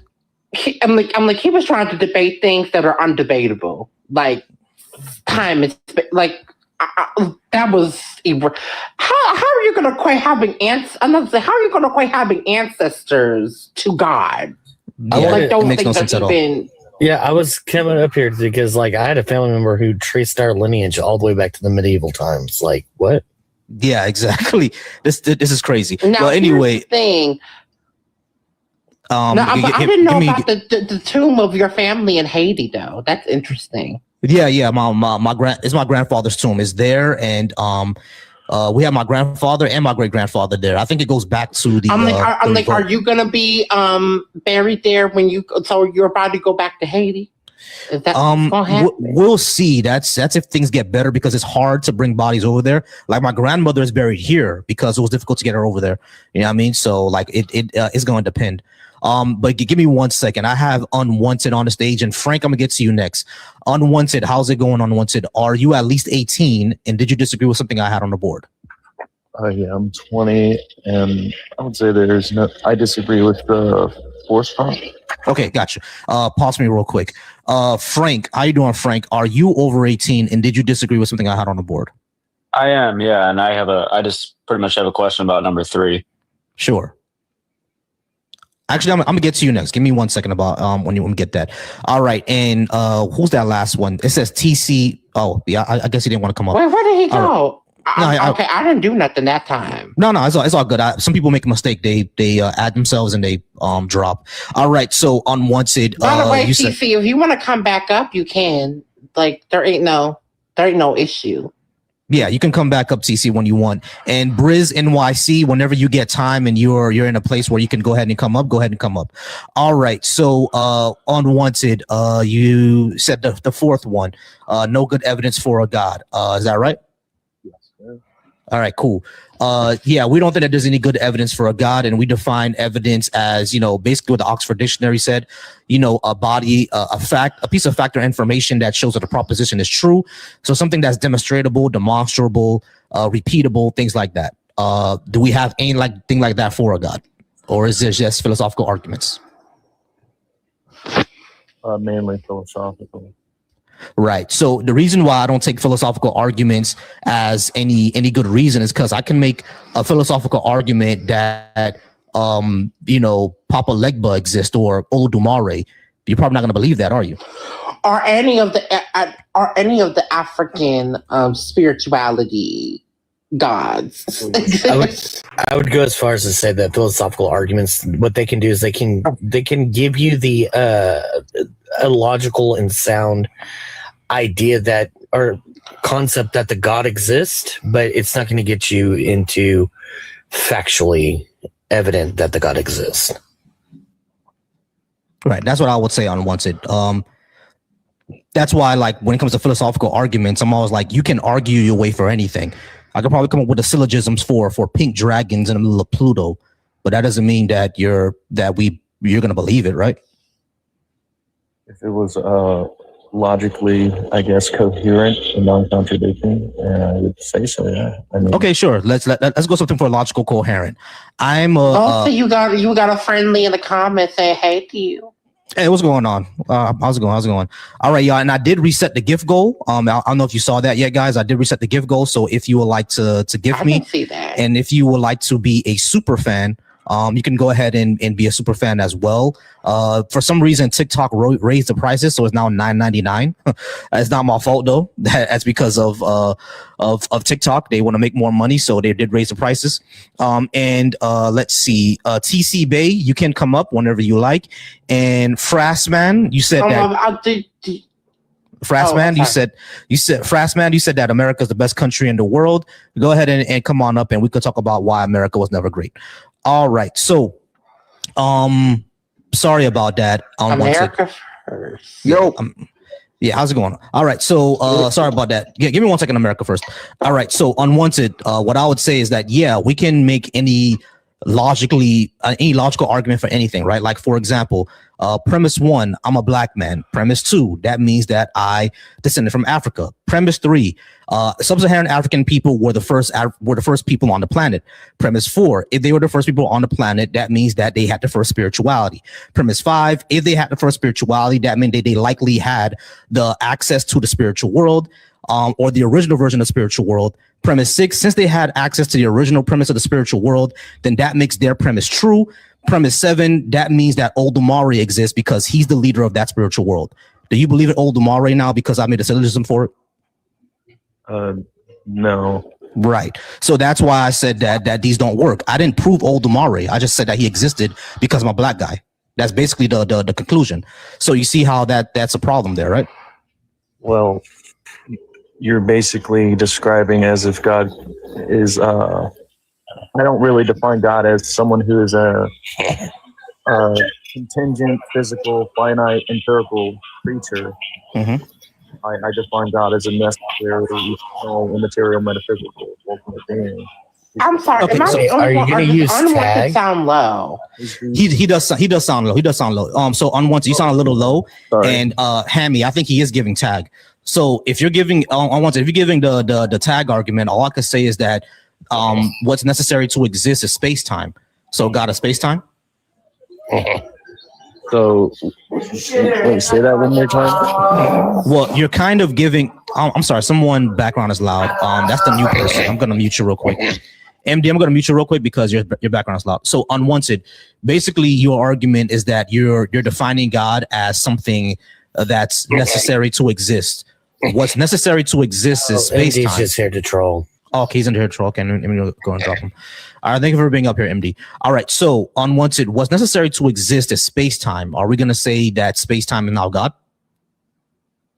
Those are preconditions for knowledge, but they're not. I would say God, or when you like space time is necessary, therefore what again? Yeah, because your argument is that you define God as a necessary thing to exist, right? But space time basically. Space time is necessary because we all take up space, we all take up time. So it's necessary for us it's necessary for it to exist, for us to exist. So I could just say space time is God, and if we're going to say space time is God, that's the universe. And if the universe is God, that's basically equivalent to really having no God at all. So like, what do we get to when we come to like necessary existence? That's basically my question. The conclusion in the first place to know that space and time do exist. What's my conclusion that space and time exists? We exist in it. I'm not sure what you mean. So it just is. Yeah, space time really is just is. Yeah. So if that's the case, then I could come along and just say, well, God just is. Yeah. So how do you prove that? Yeah, if the worldview can give an epistemic justification and is logical and coherent. But it's not logical and coherent. Space time, you got to give a justification, and for that, and just saying that stuff is, why ought I believe that? Wait. So you want me to give a justification? Do you take up space? Do you take up space right now? Unwanted. And I'm not denying the claim. I'm saying, can you derive a moral claim from an id?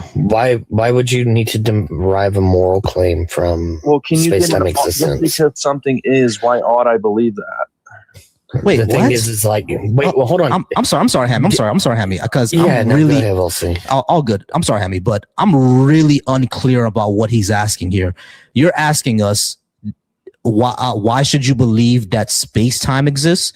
Like, It's 5:15 Eastern PM right now. Well, I don't. What are we? What are we talking about? Like, there's literally scientific evidence of space time.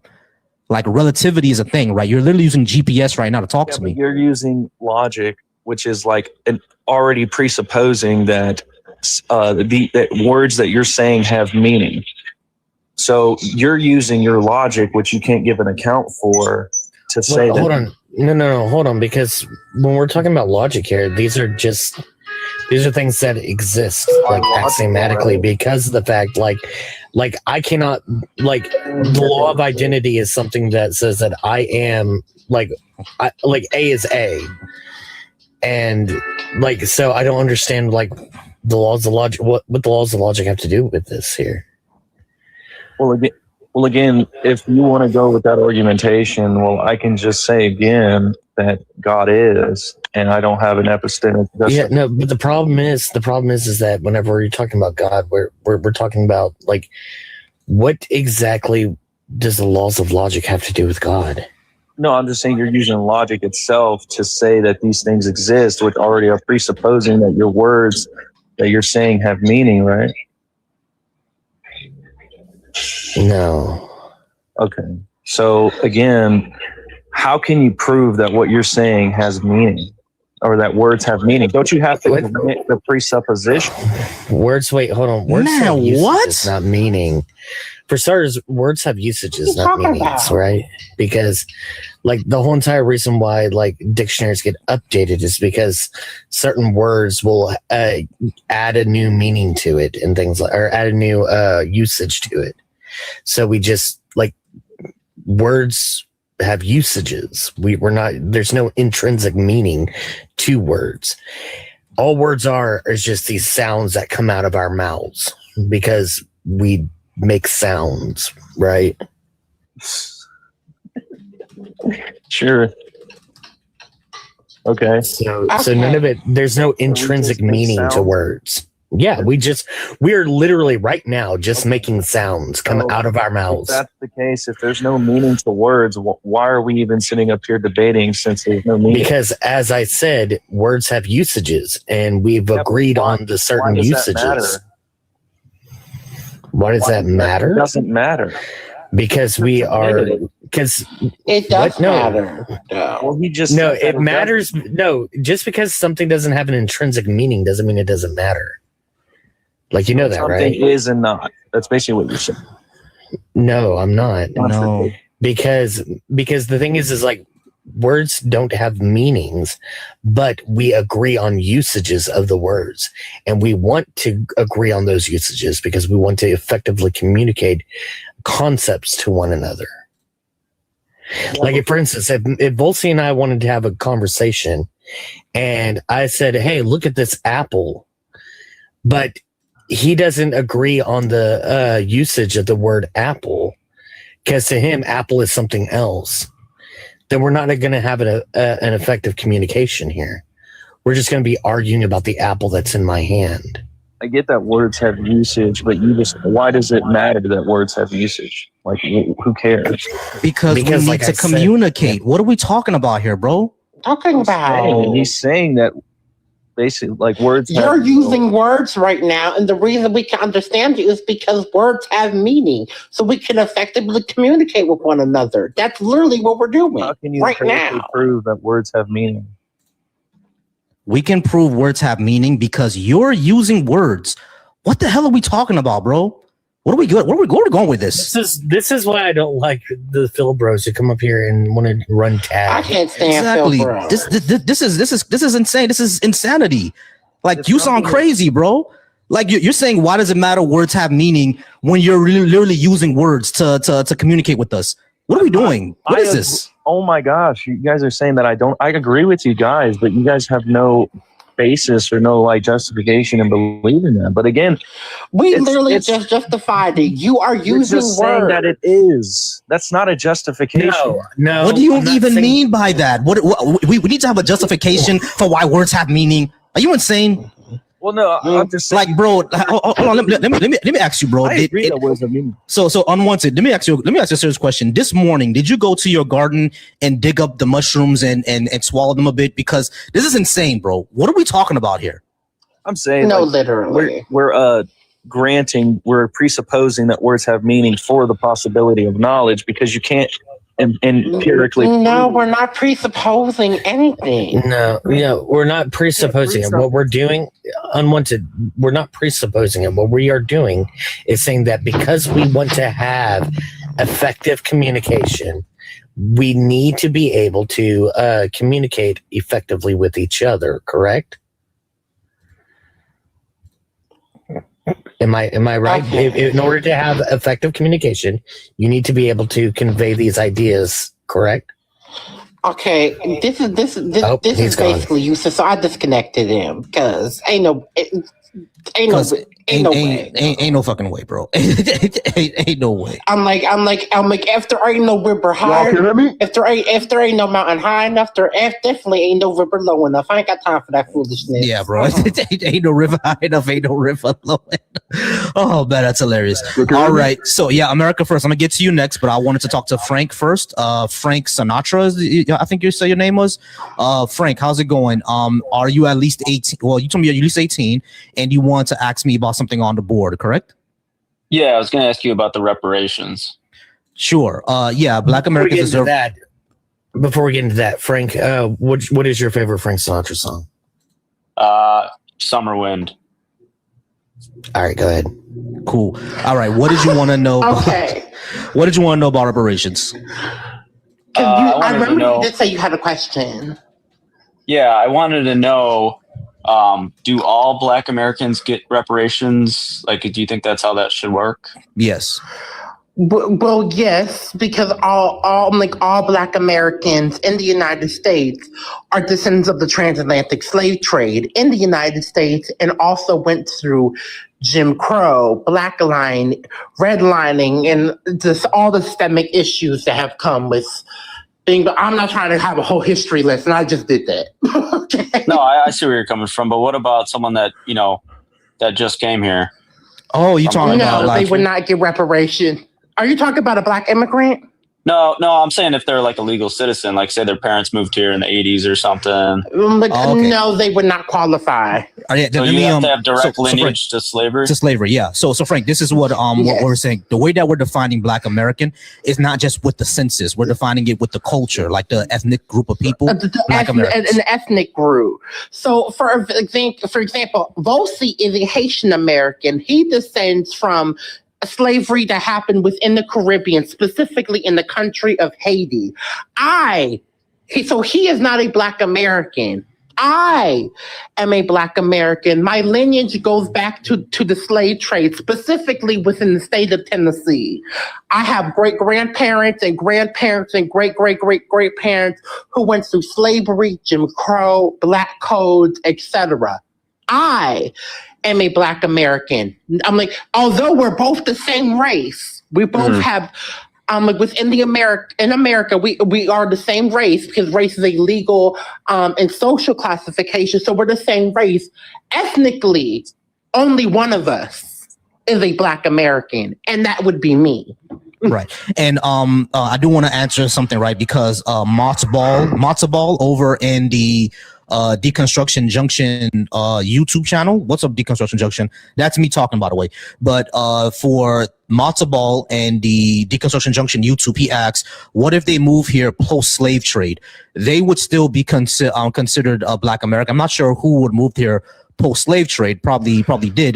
But there's a certain time they wouldn't have been allowed. No, well, here's the thing: they also wouldn't have been able to, because in America, the only people, for the most part, I think they had to have the permission of some white family. Where the most, people who were not of color. But basically, people who were not white were not allowed to be in the United States. Come here. We're not allowed to come here. The only people that were here in the United States post 1960s were Black Americans. You had some Native Americans, and then you also had I'm like a small group of Asians. Now there were people that did immigrate here during Jim Crow, a very, very, and I'm saying very, very, very small amount of Caribbeans, because you have people like Malcolm X who are bi-ethnic. They are both. He is both Black American and not Ghanaian. Grenadian. Grenadian, yes. I always, for some reason, I always get Grenadian and Ghanaian mixed up, like in my language. Anyway, yeah, same. They sound similar to me. Yeah. So what about like criminals? Should they get reparations too? Did their family go through the transatlantic slave trade and go through slavery? Yeah. Jim Crow, So let's say things? like Bill Cosby had heritage. Like, should he get reparations? I'm like, well, Bill Cosby does have. I'm like, him being a horrible person and a decrepit degenerate does not mean he would not get reparations. Right. So, that's not what reparations are based off of. Yeah, so like even if, I'm not like, understanding. Let's say we have somebody who's a Black American who's in prison who will never get out. Like they're in there for life, right? Like their reparations would probably go to their next of kin, right? Well, I would think so, because it wouldn't benefit them. It would benefit maybe their children or their grandchildren, maybe nieces and nephews. It would be someone in their family. Correct. That's what I would be thinking. It would go to someone. I would think if they have children, then maybe their children. Gotcha. Correct. And I'm assuming these reparations are just going to come from the government. Correct. Well, yes, that's who would be paying them. Yeah, Yes. the government, and I would also throw in like industries that benefited and even pushed forward slavery and redlining as well. i.e. Wells Fargo. Yeah, Wells Fargo, JP Morgan Chase, those folks as well will fund it. Oh yeah, they definitely gonna need to come out the coin. Mm-hmm. Come out pocket. Yeah, I appreciate you guys answering my questions, because I think it's an interesting topic, and to see, I don't know if that will actually ever come to fruition, but it's an interesting thought to see, how that would change kind of like the scope of America. I think it would change for the better, because it would put Black Americans like on an equal playing field. And I'm like, and also keep in mind, like Volsi, you have even acknowledged that even though you would not be getting them, because again, you don't have lineage to United States chattel slavery, it would even benefit me. Black people who are coming into the country, because most times we Black live around immigrants and their children live amongst Black Americans. So they're coming into predominantly Black American neighborhoods. Mm-hmm. Like, how do you determine how much you get?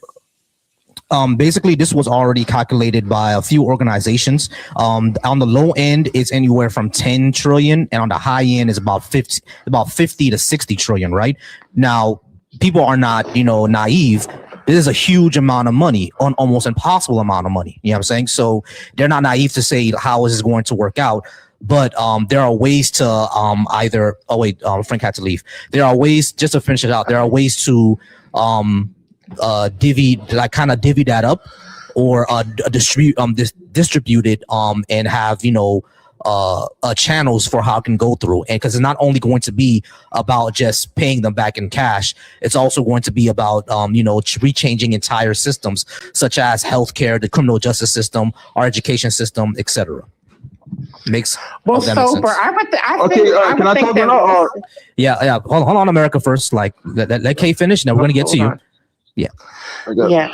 I just want to say the sober in the comments. I think Volsi made plenty of sense, but thank you, I guess, for thinking I made sense in the conversation. Mm-hmm. Go ahead. Right. America. All right. So America first. I think I've spoken to you before. You're over 18 and you disagree with something I had on the board, correct? No, I never. It was my first time. Maybe I'll talk to you in another live. I think it was Be Easy's live, because I recognize you from somewhere. Be Easy. Yeah, Be Easy. Yeah. It was Be Easy live. Yeah, there we go. All right. What did you disagree with that I had on the board? I disagree with. I wanted. What the fuck?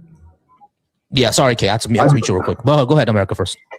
No, so I disagree with. I mean, I wouldn't disagree with America was never great, but I just listened to reparation. I don't think it's gonna happen about the reparation, and I don't think like they deserve. I don't think like Black American, especially immigrants, deserve reparation. Okay. Well, So immigrants would not qualify for for reparations. reparations in the first place, right? So America First, like we already explained this, right? Reparations would be, as far as the United States goes, reparations would be specifically for African Americans and the people who descended from the slave, chattel slave trade in America, Jim Crow and Redline, the one that it actually targeted those people. Now, you said that It would be ethnic, and we have multiple names: African American, Black American. Some call it FBA, Sulan, but it all means the same thing. It would go to those whose lineage goes back to to slavery in the United States, and also and whose families were a part of the foundation of the building of the country. Right. Now, as far as That someone is like who we are talking about. exactly. Now, as far as someone like hold on, America. As far as someone like myself, who's of Haitian descent, the reparations for myself will come from France, because those are the people who colonized and enslaved my ancestors. And for someone like my wife, hers will come from Jamaica. I mean, not Jamaica. From the UK, because they're the ones who colonized and enslaved people from Jamaica, Bahamas, Nigeria, Kenya, South Africa. The UK has plenty of reparations to give out, as does France, because not only will France has so much. Yeah, the UK has so much. The UK has plenty. The UK really does need to pay for its crimes against all its humanity. Yeah, the UK But, and France, because of what it's done to the African continent, especially France, because oh my god. Okay, can I talk or? Yeah, Hold you on, can. America, because we're explaining something. Now, me, KK. I am Black American / African American, right? Whatever term we're using, I don't really care. Some people have a thing about that. Me, I would receive reparations from the United States government because my family went through slavery in the United States. My roots go back to Tennessee, specifically Memphis. Right. What about Africa, bro? Africa. So America. So No. America already. Hold on. All right, America. Only people who are getting reparations in the United States are those whose families and lineage goes back to the transatlantic slave trade in the United States. So and America no First, one else qualifies. Right. So America First. I'm not sure if you heard me, but I've already said this. When it comes to other cultures, we should get the other reparations from those who enslaved and colonized us. Typically, the UK, France, Portugal, and Spain. Hold on, America First. Hold on, America First. Listen to what I'm saying, okay? I said the UK, France, America, and Spain. The UK and France were the most egregious, especially for Africa, right? Because we have the Congo, we have Burkina Faso, we have Nigeria, we even have Algeria. You see what I'm saying? So yeah, France should pay reparations for those. And then for when it comes to the UK, yeah, we have Sierra Leone, we have not Botswana, but South Africa. Even Germany owes in Africa, Jamaica, Bahamas. Even Germany owes because of Namibia, Mozambique, places like that, right? So when we it talk comes to about the UK, they basically owe it for almost the entire. How many people are going to talk? Exactly. So America, I got you, but I want you to understand exactly what we're saying. Okay, so you understand all that, right? Yes. Okay, so you say everybody was in. So you say everybody was involved in like slavery have to pay reparations. That's what you're trying to say? Yeah, those who were involved in slavery and colonization should be paying reparations because over on the continent, over on the continent, slavery happened there too. Let's not get it twisted because what about Africa? That's what I'm saying. Right. When you keep saying what about Africa? Yeah, the UK enslaved people in Africa as well on the continent itself. I'm talking about the people. I want to bring this up. Why do people always bring up Africa and the Caribbean when we're talking about reparations for Black Americans? He's asking for the people that I'm talking about the selling. He's talking about the selling. Yeah, the African countries who sell it. Yeah, I get that. The issue with that America First is that a lot of those don't nations exist anymore. Don't exist anymore. Yeah, exactly. So there's no way to get the reparations from. They don't exist anymore. Like for example, the Dutch East India Company, right? They were involved in the slave trade, but we can't get any money back from the Dutch East India Country and East India Company because the Dutch East India Company doesn't exist anymore. You see what I'm saying? So we will have to go through towards the people who actually who actually were advantage of it and still have the wealth that was built from it, which is, you know, people like the UK, people like the Dutch or the Netherlands, I would say. That's who it would come from, because they're the ones who still exist and they're the ones whose wealth was built from it, right? When it comes to on the continent, if there are still tribes there that still have wealth from the slave trade, yeah, there's a conversation to be had there. And from what I know, when I spoke to a few Nigerians, there are some people, like some kings, some tribal kings that do exist in Africa that descended from slave traders, and they still have some of that wealth. That's a conversation to have. We're not saying that's not a conversation to have. That's the conversation I want to have. I'm Nigerian. I was raised Christian. What are we saying about Nigerians? What are they trying to pretend like they care about Nigerian Christians? You just keep up with me? No, hold on. Give me a second. Nah, give me a second. All right. Okay. Is that your name? Nah. It's Nana. Yeah, that's my name. Nah. Okay. Give me a few minutes, Nana. We're talking to America First. So yeah. So America First. You said that. No. I got to put you on mute real quick because I got an echo. Sorry about that. All right. So America First. You're saying that we need to have the conversation on the people in Africa. Those tribal descendants who still have the wealth from the slave trade. Yeah, we can talk about that, right? But the reason why we talk about the Europeans more, the colonization that happened more, is not only was theirs like completely worse or and ruined the continent, but they still have wealth from that time, and they're still colonizing the continent from that time. But yeah, we can talk about the tribal kings that still have the money. Privileges. They still, and they also have privilege that comes from them. And also, what you're saying is right in the sense that just keep it with me. Right? Yeah, because I have a direct family member who is involved in this trade. Blasphemous, shameful. He should be ashamed of himself. But the transatlantic slave trade, from the African standpoint, was a arms race. If you did not agree to sell your own people in, they would just go to the next village and tell them to do it. Whoever did it first would get arms. And because the proliferation of gunpowder, which is like at that time, imagine you never had access to this type of weaponry. It's either like, it's called divide and conquer for a reason, either unalive or be unalive. Either you take it, because they literally told them that. We know how these conversations went because of what, at least in Nigeria, or what is now considered modern day Nigeria, because of what the British themselves said. They literally said, you know, we like you guys more because this group was willing to convert to Christianity. Great. This other group wasn't. We're going to offer you these arms if you help us in the slave trade. If you don't, we're just going to go to this other group and they're going to do it. And then your people will be enslaved. That's how they did it. It was kind of like a damned if you do, damned if you don't situation. And that's not to justify like the decisions that were made. Because at the end of the day, if you ask some of these, obviously all of these men are no longer alive. But if you ask a lot of these men who engaged in the transatlantic slave trade, they will literally said, I was doing this to protect my own people since the quote white man brought gunpowder. Mm-hmm. Without that's inexcusable. It's not excusable. What are you talking about? At the time that the way warfare was fought, the proliferation of gunpowder changed the entire planet. Religions ended because of the proliferation of gunpowder. I don't think you guys understand. How is it an excuse not to want to be G-sided with gunpowder? Like people, right. They were fighting with what? Furthermore, Africa is the only continent, the only partnership. There are different countries in Africa right now, in West Africa specifically, that actually offer in minuscule ways, I'm not saying it's perfect, reparations. Black Americans right now can go to Ghana and own land that the locals are not allowed to own. It's literally left. They said if any Black American, as a form of reparations, wants to come here, they are allowed to come here and cultivate the land. It's like a reparations. Furthermore, I noticed how you didn't mention Liberia, which is when Black Americans went from the United States back to Africa, pillaged, completely committed mass atrocities against or people who at that time would be considered indigenous. Not saying that Black people aren't indigenous. I'm just saying. So it's not just they sold their own people and they're the horrible boogeyman in the world. No, they sold other people's people. Because again, race as a social construct, didn't exist back then. Furthermore, all these states that people say Nigerians sold other Nigerians. There are over 400 different ethnic groups in Nigeria. To be fair, there's 4 that are the majority. But like all the tribes. I'm sorry. All right, I'm sorry. I'm sorry. Can we just pause real quick because I do like all the information on that. I do appreciate that. Thank you so much.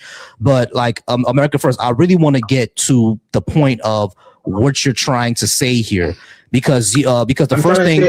Wait, hold on, America First. Hold on, bro. You're so excitable. The first thing, because we understand who's going to get it, but you also said something else. You don't think that African Americans deserve it.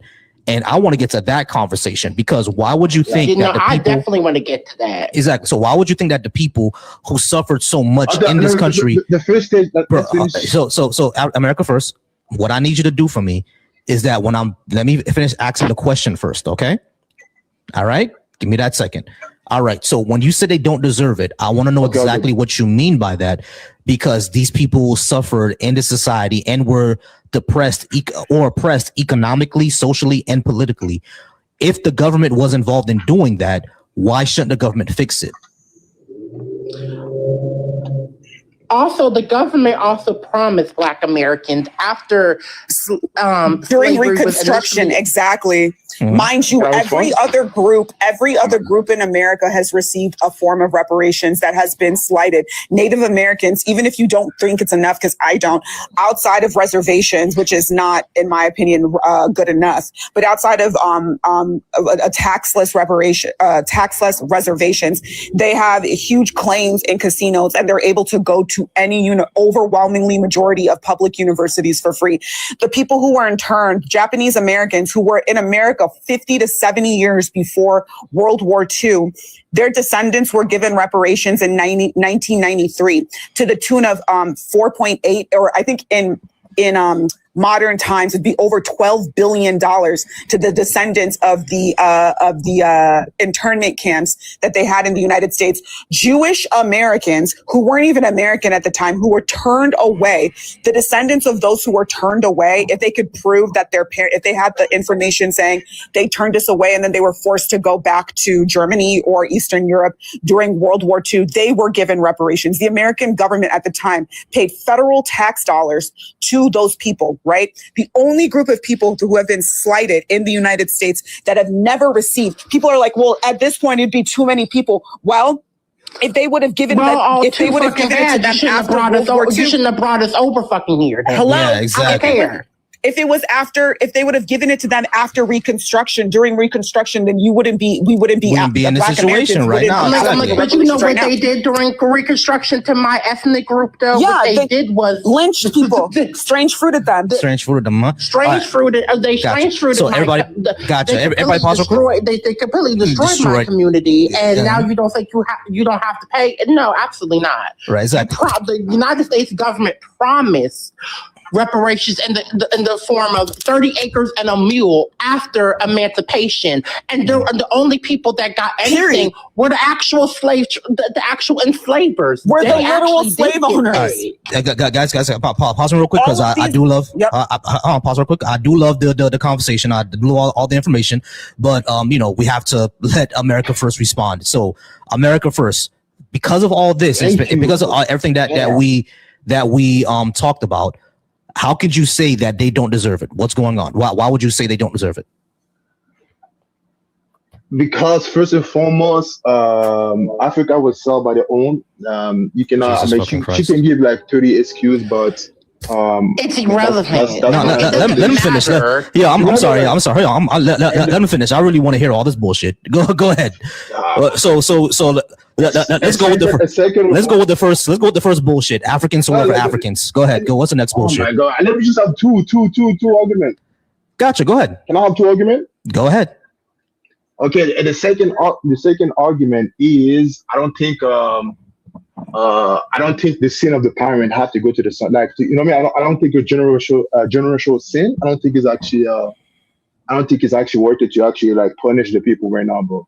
Okay, that doesn't make sense. Yeah, no, it doesn't make sense at all. People, it's the federal government. We have monies to build ET bombers. The Pentagon has up to $6 trillion that they can't account for, but they can't pay 40 million Black Americans. And quite frankly, you don't sound Black American. You have an accent. Where are you he's not. from? He's not. I know he's not. And I know he's not a Black American. Yeah. So why do you think you have a right to tell Black Americans? But I'm the only one up here. Hold on. Everybody pause. Everybody. This man sounds Nigerian like me. Yeah. So hold on, I'm America. the only one up here with Black American lineage. Literally the only person up here with Black American lineage. So. Right. Exactly. So America first. Two things already. I'm not even sure why your name is America First. You're Nigerian, but two things. America First. Number one. Nigerian. I'm from Somerton. What do you mean? But I'm You're Nigerian. I'm Somerton. I'm Caribbean. Okay, From so where? then you should Okay, shut the but hell you're up. not American. All right. So America First. Wait, hold on. Hold on. You Everybody pause. should thank Black Americans for being here. Black Exactly. Americans, because if it wasn't for the civil Both rights of you- movement you're that they Asian. fought and died You're for, Asian, but what your you ass talking would be in Jamaica or wherever the hell you're from. All right. Both of you, you're Asian, bro. Yeah. Are you Haitian too? America I'm First. both Haitian. I am a Black American. I'm Nigerian You know American. what this is? What's I'm you like, an immigrant, bro? I understand that. Yeah, and I support I'm Black the only Americans. one up I'm not here, a but clown I'm like, like hold you. on. Yeah. We're trying to get off the weeds here. Yeah. I'm like, go and ahead. this be my thing with like, and this is why Black Americans have have problems sometimes with certain people who come from immigrant backgrounds, because, well, like what America First is doing, literally trying to undermine Black Americans' like claim to have things righted that have historically and are currently still happening to us. I'm like, that is literal. I'm like, we literally have, I'm like people like who are first gens and second gens in the Congress right now. I think, for example, Ryan Donald, who is a Jamaican and Panamanian man, who literally said that he is against reparations because he, as a Black immigrant, Ma'am, I just want you to know that so many of us, that's what really bothers us, because it's contributing to the hatred and the animosity and the xenophobia, whether justified or not, that people experience. I don't surround myself with Black immigrants who view Black Americans in this disgusting light. To say I don't believe that I deserve reparations. If I were getting reparations, it'd be from England. I believe the only people who deserve reparations in the context of which we're talking about is obviously Black Americans.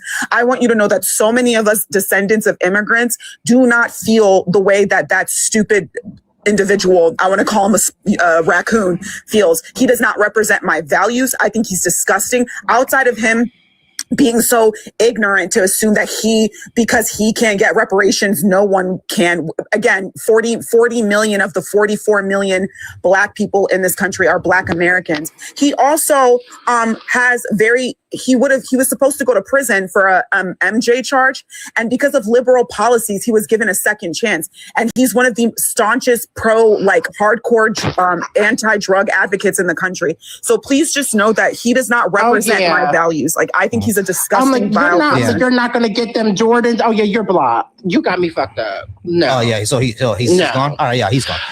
Yeah. I really wanted to actually have a. Yeah, I actually want to have a conversation with him, but like it seems that that's not what he wanted to do. All right, he can go back to Jamaica or wherever he's from and stay there. Make Jamaica great again. I love how he wanted to talk about the first one, but we ended up talking about the reparations instead. Like he wanted to talk about America was never great. Oh yeah, I'm like, but here is the thing though. Like, it's so interesting to me. By the way, I just want to say, I'm sorry, I cannot pronounce your name, sis. Is it Kana? I'm sorry, I'm really bad with Nana. Oh no, it's okay. It's Nana. Nana. Okay. Because girl, I'm really bad with pronouncing. It's okay. It's my nickname. K is silent. Yeah. Yeah, because I never. It's very interesting how it's like not African languages work. Like, it's a play on words on my real name. It's like, you know how you spelled to tie a knot, KNOT. It's like that. Yeah. Okay. Yeah, no problem. I definitely want to thank you, because like that is literally what I come across. Like, I know they're everywhere, and they're speaking for all of us, and it's making they do not speak for me. I think it's disgusting, especially because what makes it even more of a stab in the back, if it wasn't for the civil rights movement, my parents never would have come here. My mom was born. They wouldn't have been able. My mom would literally not be here. I would be born for exactly, and so I totally understand. I mean, I don't like when I don't think, and that's what we get frustrated because 100%. It's not even just. and because it's not even just Black. I mean, it's also like non-immigrant. It's immigrants of color Latinos who are yep. not Black Asian, as well, like Asians. Everybody wants to like be the. everyone shits on us, and I know. yet we're just supposed to take take the hits and not say anything about it. Or we are these big xenophobic bullies, and that is not fair. I know, and that's exactly. why Hey guys, just a second, guys, because I do want to go ahead and get to the next conversation. Next person, Float Freely. How's it going, Float Freely? Are you at least 18? And did you disagree with something I had on the board? I'm actually going to drop. Host, thank you for having me on. I'll come back later. I have to run an errand. Thank you, guys. No problem. No, thank you so much. Great conversation. Oh, yeah, thank you for coming, sis. Thank you. Thank you so much. All right, so Float Freely, did you have something you just disagree with on the board, and are you over 18? I don't disagree with a gosh darn thing. I'm 36. I came up actually when you and KK were mentioning something about how Haitian Americans wouldn't be involved for reparations, right? And so they wouldn't qualify. Right. wouldn't. Right. Not for the ones that America would pay, right? Haitians would go. What was from France. Like I'm all for Caribbeans getting their reparations from whoever colonized them. So for Jamaica, it would be England, et cetera, et cetera. I have no problem with that. But for I'm like, I think they actually have a reparations claim and Rosa, you could correct me from. Don't Caribbeans have a reparations called CARICOM? CARICOM is Caribbean. Yeah, CARICOM is a governmental body. Basically, CARICOM is trying to be like the EU. You know what I'm saying? But like they also do have a reparations claim. They're actually asking for it from the United States as well. Now, I believe it should come after African Americans get theirs. But especially for Haiti, I'm when they with it. I'm because America did have some things to do with the stabling so Caribbean. So I have no problem with that as long as it comes after we get ours. Right, That's exactly. the thing. Like, because that's the everyone has superseded and gotten prioritized above Black Americans. No, this time I want us to be prioritized. Yeah, exactly. Right. All right. I don't disagree with any of this. I'm Black American too, bro. So I was just saying, like, we could walk and chew gum at the same time. If they can send XYZ billion to Zionists, whatever, for the past 2 years, 3 years, look, they can manage to get multiple things done at once. So I think we should be prioritizing our claim first. We cannot be because that's the thing. Like, I'm not going to agree that anyone else in this claim should be superseded above Black Americans. I'm never going to agree to that. I'm going to prioritize my ethnic group and our historical struggles, and in the issues that our lineage specifically has faced, and our own reparations claim. Now, I'm not against. Like I said, I'm not against people getting what is rightfully due to them, because that is exactly what I am asking for. But I'm going to prioritize my ethnic group.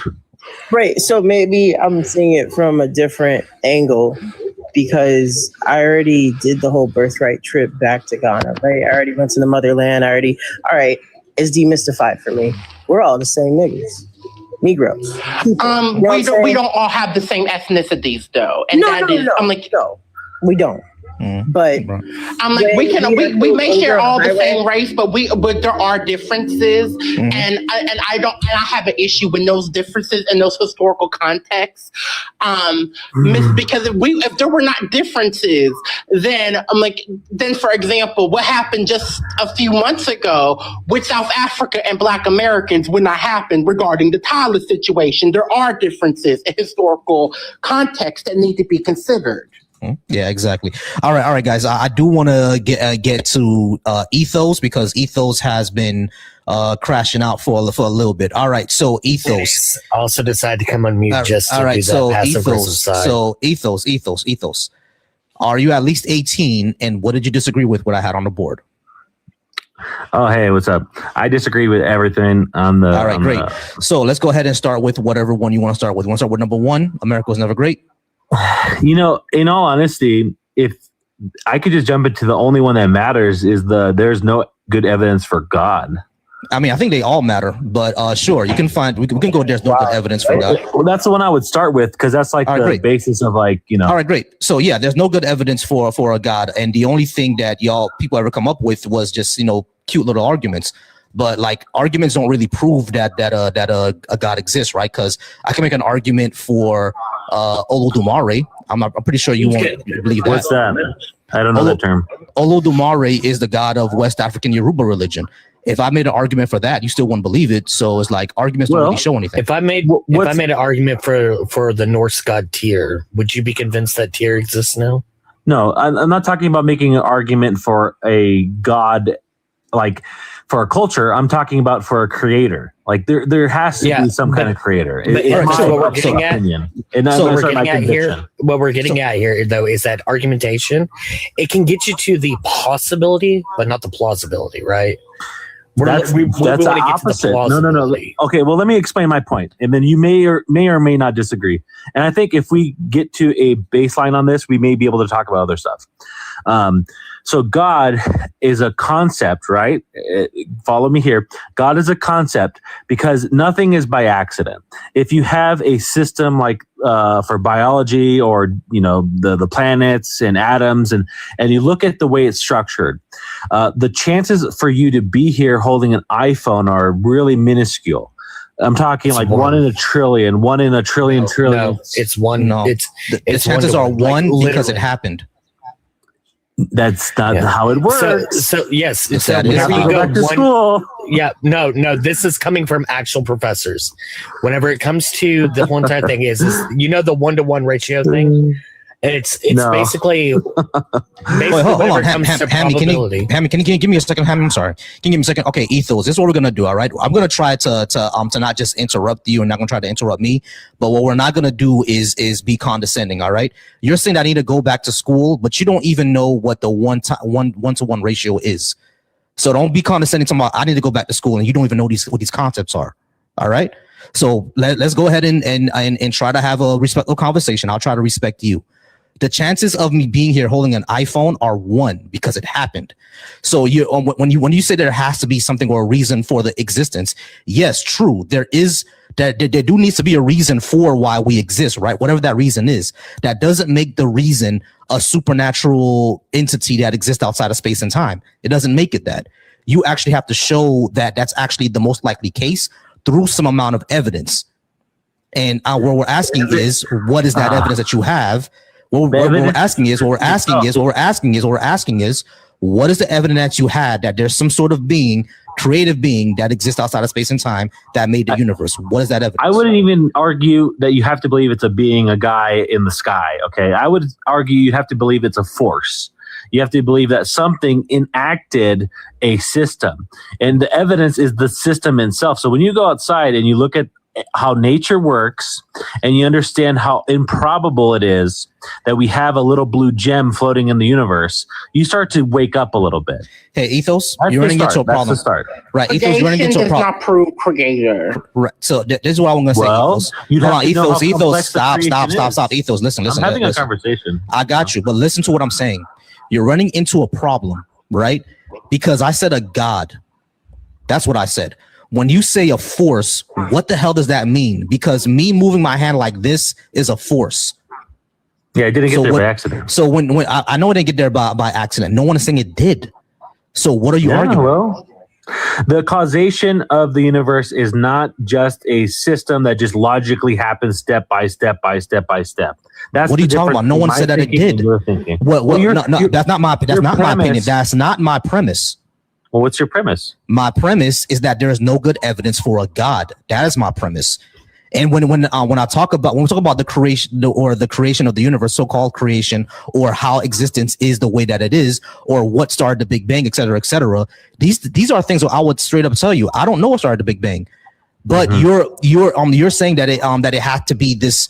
When you say a force, when I ask you what do you mean by force, are you talking about like some creative being or a natural process that we don't understand, or any amount of things that we don't know the answer to yet?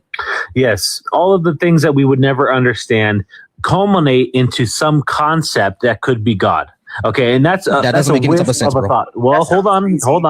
The thought I have in my mind is a logical set of steps that I put together in my mind, right? The existence of a God in my mind is my own logical premise, right? I don't get the chance to meet God. I don't get a chance to shake his hand, her hand, whatever you want to think. I don't have that capability. I'm thinking in my mind that you have to have that. You would have to shake God's hand for him to believe in him. I have no idea what any of that means, bro. When you talk about a force, what the hell do you mean? Do you mean you should keep saying a concept that comes up to what does that mean? What do you mean by force? Because I think that most likely, what I think is likely is that the start of the universe or whatever started the Big Bang is some sort of natural process that we don't understand yet. Because our human ancestors didn't understand what lightning was, right? That doesn't make Zeus real.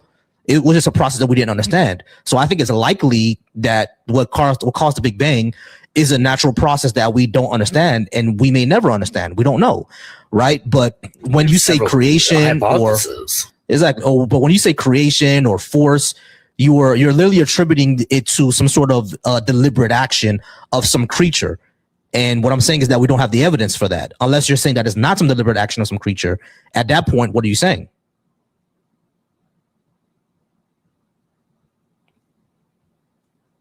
You there, Ethos? Oh yeah.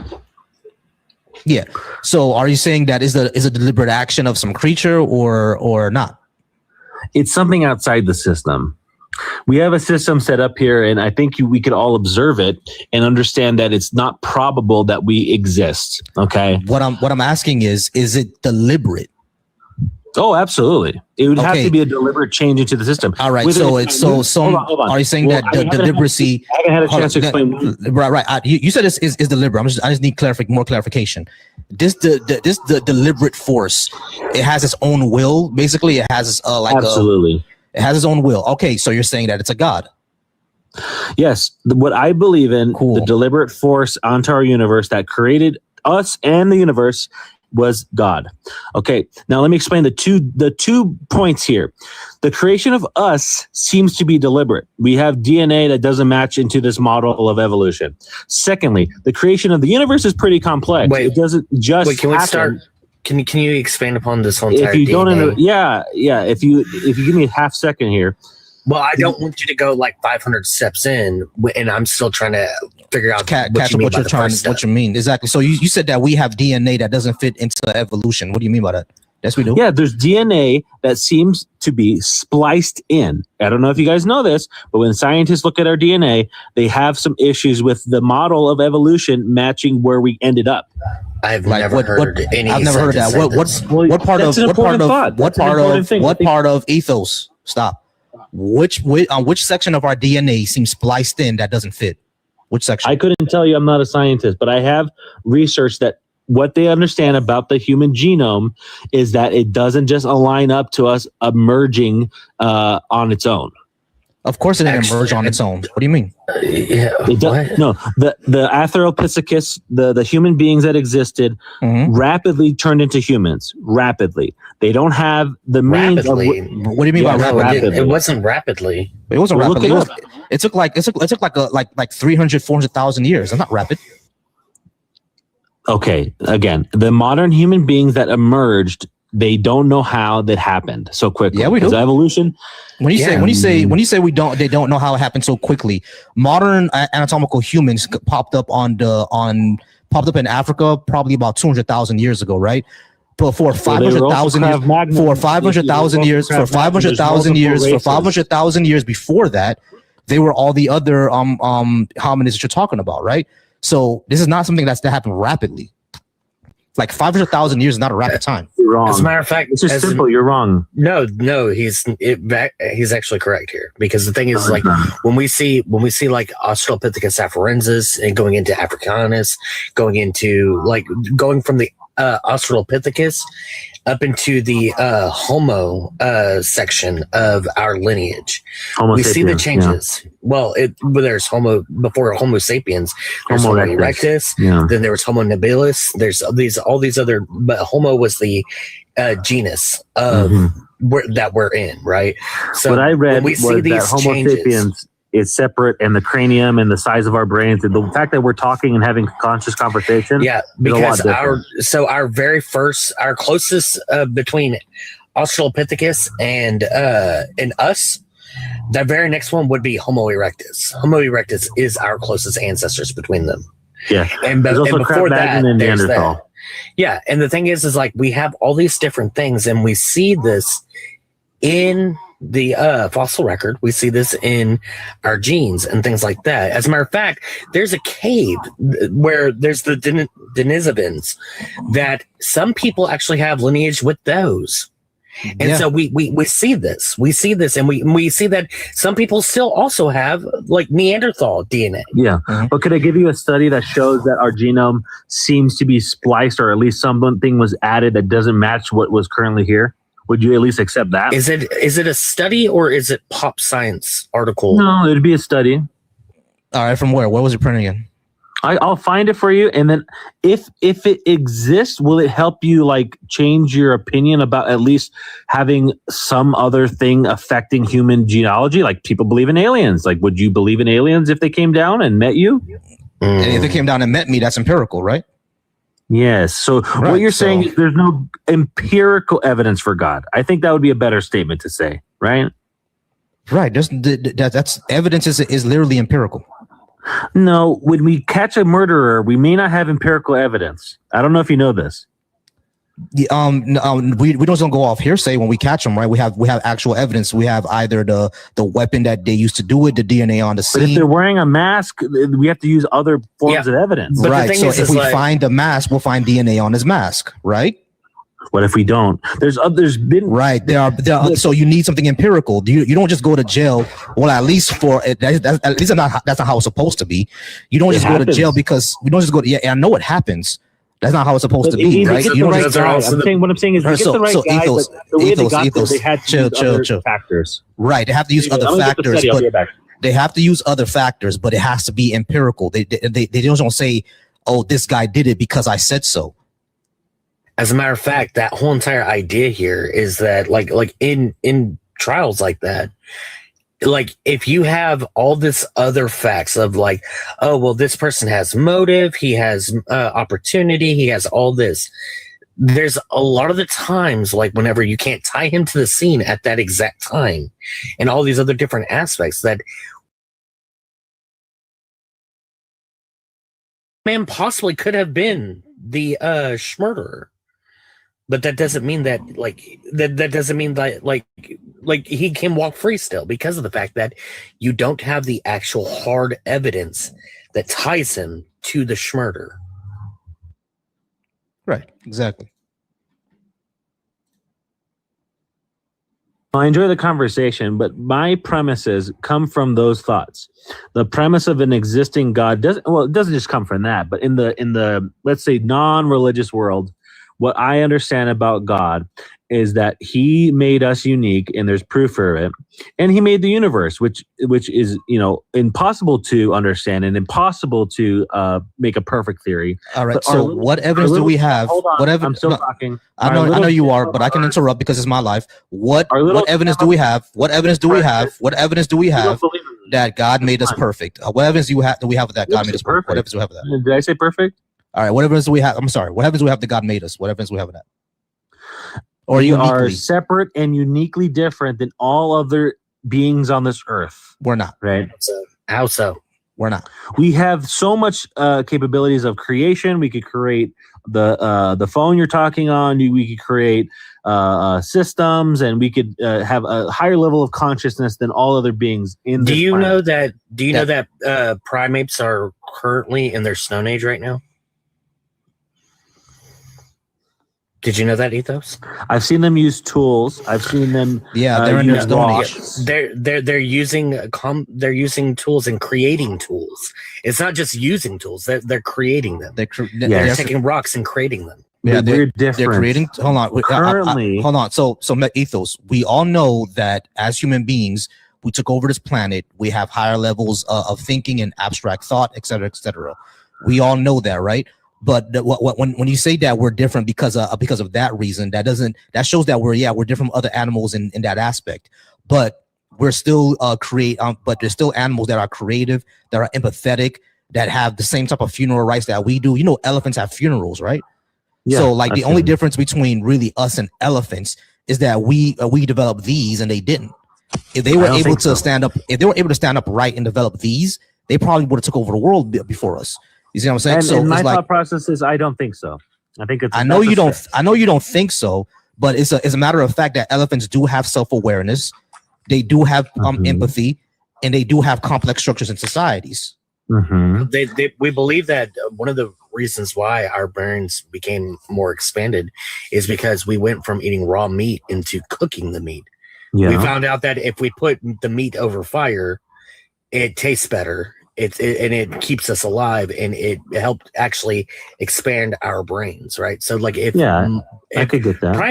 Primates, for instance, but I would say those are cooking their tertiary meat, factors. they might do the same. Yeah, I would agree with you, but I would say those are tertiary factors. Those are minuscule things. And what's missing is, in the theory of evolution, a rapidly increasing exponential. People have theorized as mushrooms, magic mushrooms, or some kind of other kind of. Keep saying rapid, but none of this was ever rapid. I'm going to find you the study.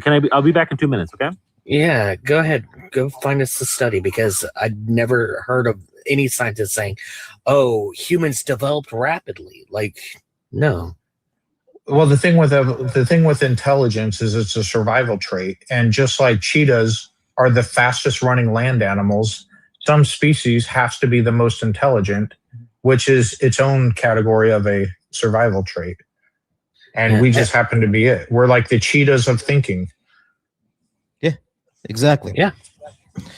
All right, yeah, I'm about to be almost done because me and wifey is going out tonight, and I've been on for a few hours. Where are you and the wifey going? We've been trying to eat healthier. I mean, I was thinking about going to a Brazilian steakhouse because those are amazing. Like they just keep bringing you meat and stuff like that. But we, but we don't want our blood pressure to go up and stuff like that. You know what I mean? Because I do have a family history of hypertension, so we're trying to be careful. You know what I mean? So we may go out to maybe a veggie spot tonight.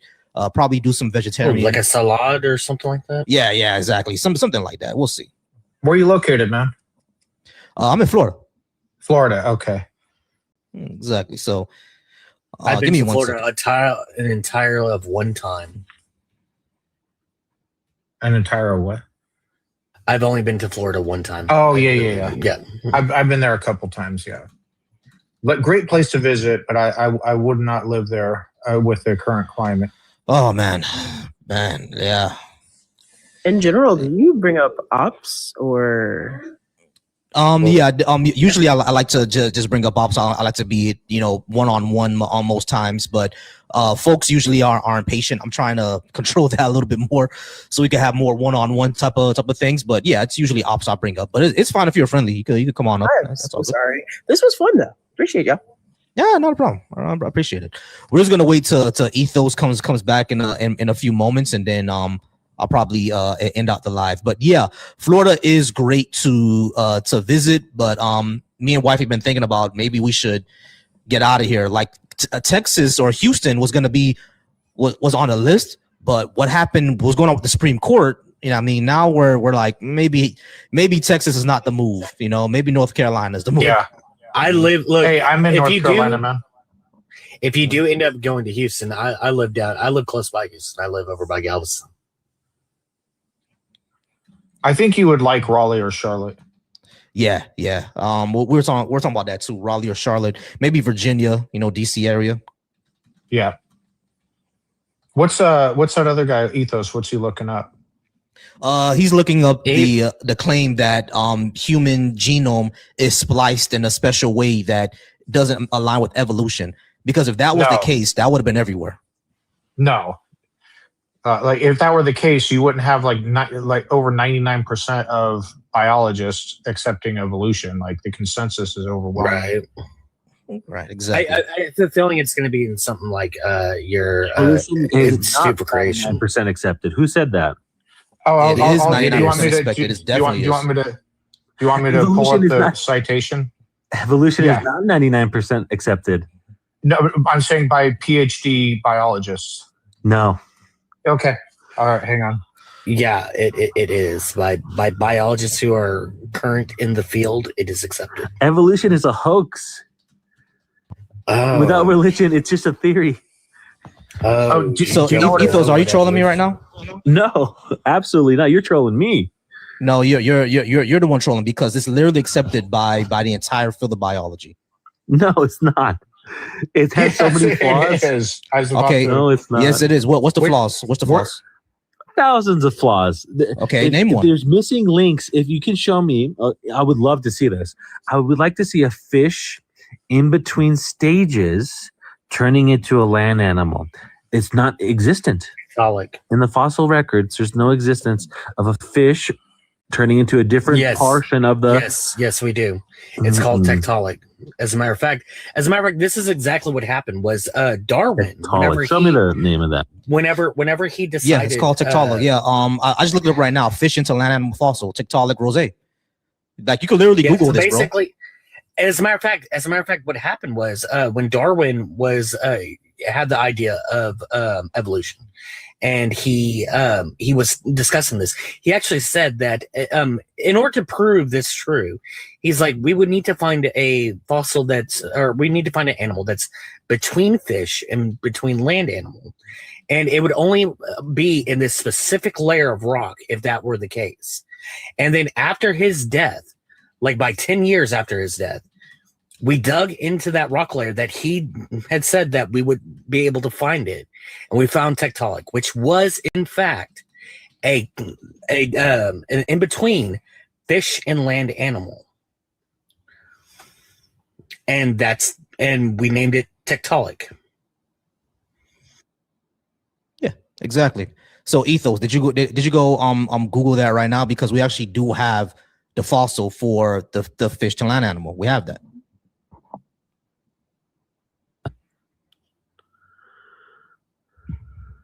So when you say that we don't have it, you lied. So no problem, Sean. So Ethos, when you said that we don't have the fossil, were you wrong or were you lying? I want to know what Tiktaalik is spelled before I can Google it. It's just type into Google fish into land animal fossil and it will come up. Yeah, and one of the funniest things about Tiktaalik is the fact that when you look at its fins, you see that they're harder. They're not 100% hard like legs, but they are harder than the rest of the fossils of like aquatic fish from that time, from before in that time frame. They're a bit harder for him to be able to get up on land for short periods of time, and he had to go back into the water for a little bit.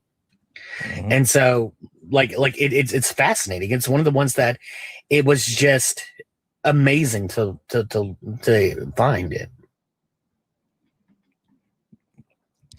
Yeah, so Ethos, hurry up and find that, because I'm trying to get off in like 5 minutes. Before I do that, shout out to everybody on Deconstruction Junction who's commenting and kept us in the algorithm. You can go ahead and follow me on TikTok. Remember to subscribe to me on YouTube. It is pinned to the top. My YouTube is Volsy Thoughts.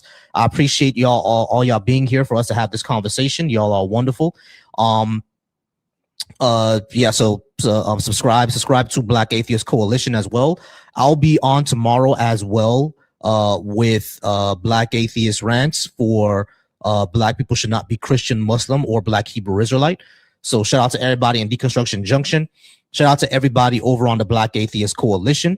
And shout out to everyone who's watching me on Volsy Thoughts. We will I do this every Thursday through Sunday.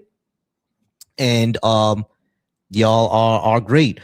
So user, I don't know how to say your name, but I don't know what you think diversity is, but yeah, the Allies in World War II were a diverse coalition of people. Like you saying that they didn't win being diverse is kind of crazy, because none of these people spoke the same language, had the same mindset, none of that. That's insane. But go ahead, Hammy. I'm sorry. Yeah, I was just gonna say, just as a helpful promotion for what you're gonna do with Black Atheist Rants. I've tuned in to the whole entire Black people should not be Christian, Muslim, or and all that, and it is amazing listening to some of the the most educated people who are talking on this, and it's very entertaining to have people come up there to be like, no, they should be. I've wanted to get in on that, but I'm like, I'm so white I make mayonnaise look spicy. So it's like it'd be a little weird. Yes, let me, the white boy, tell you why you should not be like no. Yeah, I got you. No, of course. Yeah, that's why we're a little careful with that. You know what I mean? So I do feel you. But yeah, ethos. I'm sorry. Go ahead. I'm trying to paste the link in the room, and it says it's too long because I'm using my phone app, and I think it does something weird with the address. Mm-hmm. But Google Pew PEW AAAS scientists survey evolution, and I can't read it verbatim because I have to minimize my phone, or I could do it on my laptop. But basically, it said virtually all, and it said 99% of PhD scientists surveyed accept evolution. Yeah, exactly. So ethos. So that makes two things. Where you first said that most of biologists don't accept evolution, and that was wrong. And then you said that we don't have the fossil of a land. No, it was unproven. We never proved that was wrong. You don't have. Yeah, we did prove it wrong. He just read off the Pew. He just read off the survey. No, I haven't read the research. I have no idea what he's talking about. Okay. Do you have Google? Oh, hold on. We only have about 2 minutes left. I think I know exactly where Ethos is getting this from. Ethos, are you getting it from that one survey that went out that like AIG and Creation Institute have put forth saying that scientists don't agree on evolution? There's a lot of points they don't agree on. Here's another concept. But is that the person who invented evolution was Christian? Hey, ethos. Irrelevant. Yeah, it's irrelevant. Okay, it is irrelevant. Yeah, it's completely irrelevant. Well, a lot of the points you make are irrelevant. No, they're not. No, they're not. Ethos. So ethos. Hold on. Everybody pause. So ethos. Number one, you claim that not all biologists agreed, and then number two, you claim that we don't have, which is not true. He already read the survey. And number two, you also claim that we don't have the fish into land animal fossil. So on both those points, were you lying or were you wrong? The tectonic I had not heard about. But I am correct that there's no way that every single biologist agrees in evolution. It's not 99% do. Go to the survey and look at it. A survey doesn't mean anything. Yes, it does. Yes, it does. I'll introduce you to a biologist that doesn't believe in evolution. Irrelevant. I'm sorry. It's a waste of time. I'm not gonna do it. Yeah, I got you. Besides, I have to get ready to go out anyway. But I do appreciate y'all. Right. So join in tomorrow.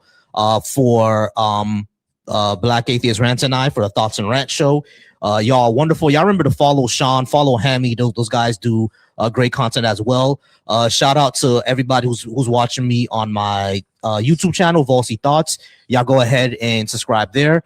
Shout out to everyone who's watching me on Black Atheist Coalition. You guys subscribe there. And shout out to the Deconstruction Junction. You guys are wonderful. I'm going to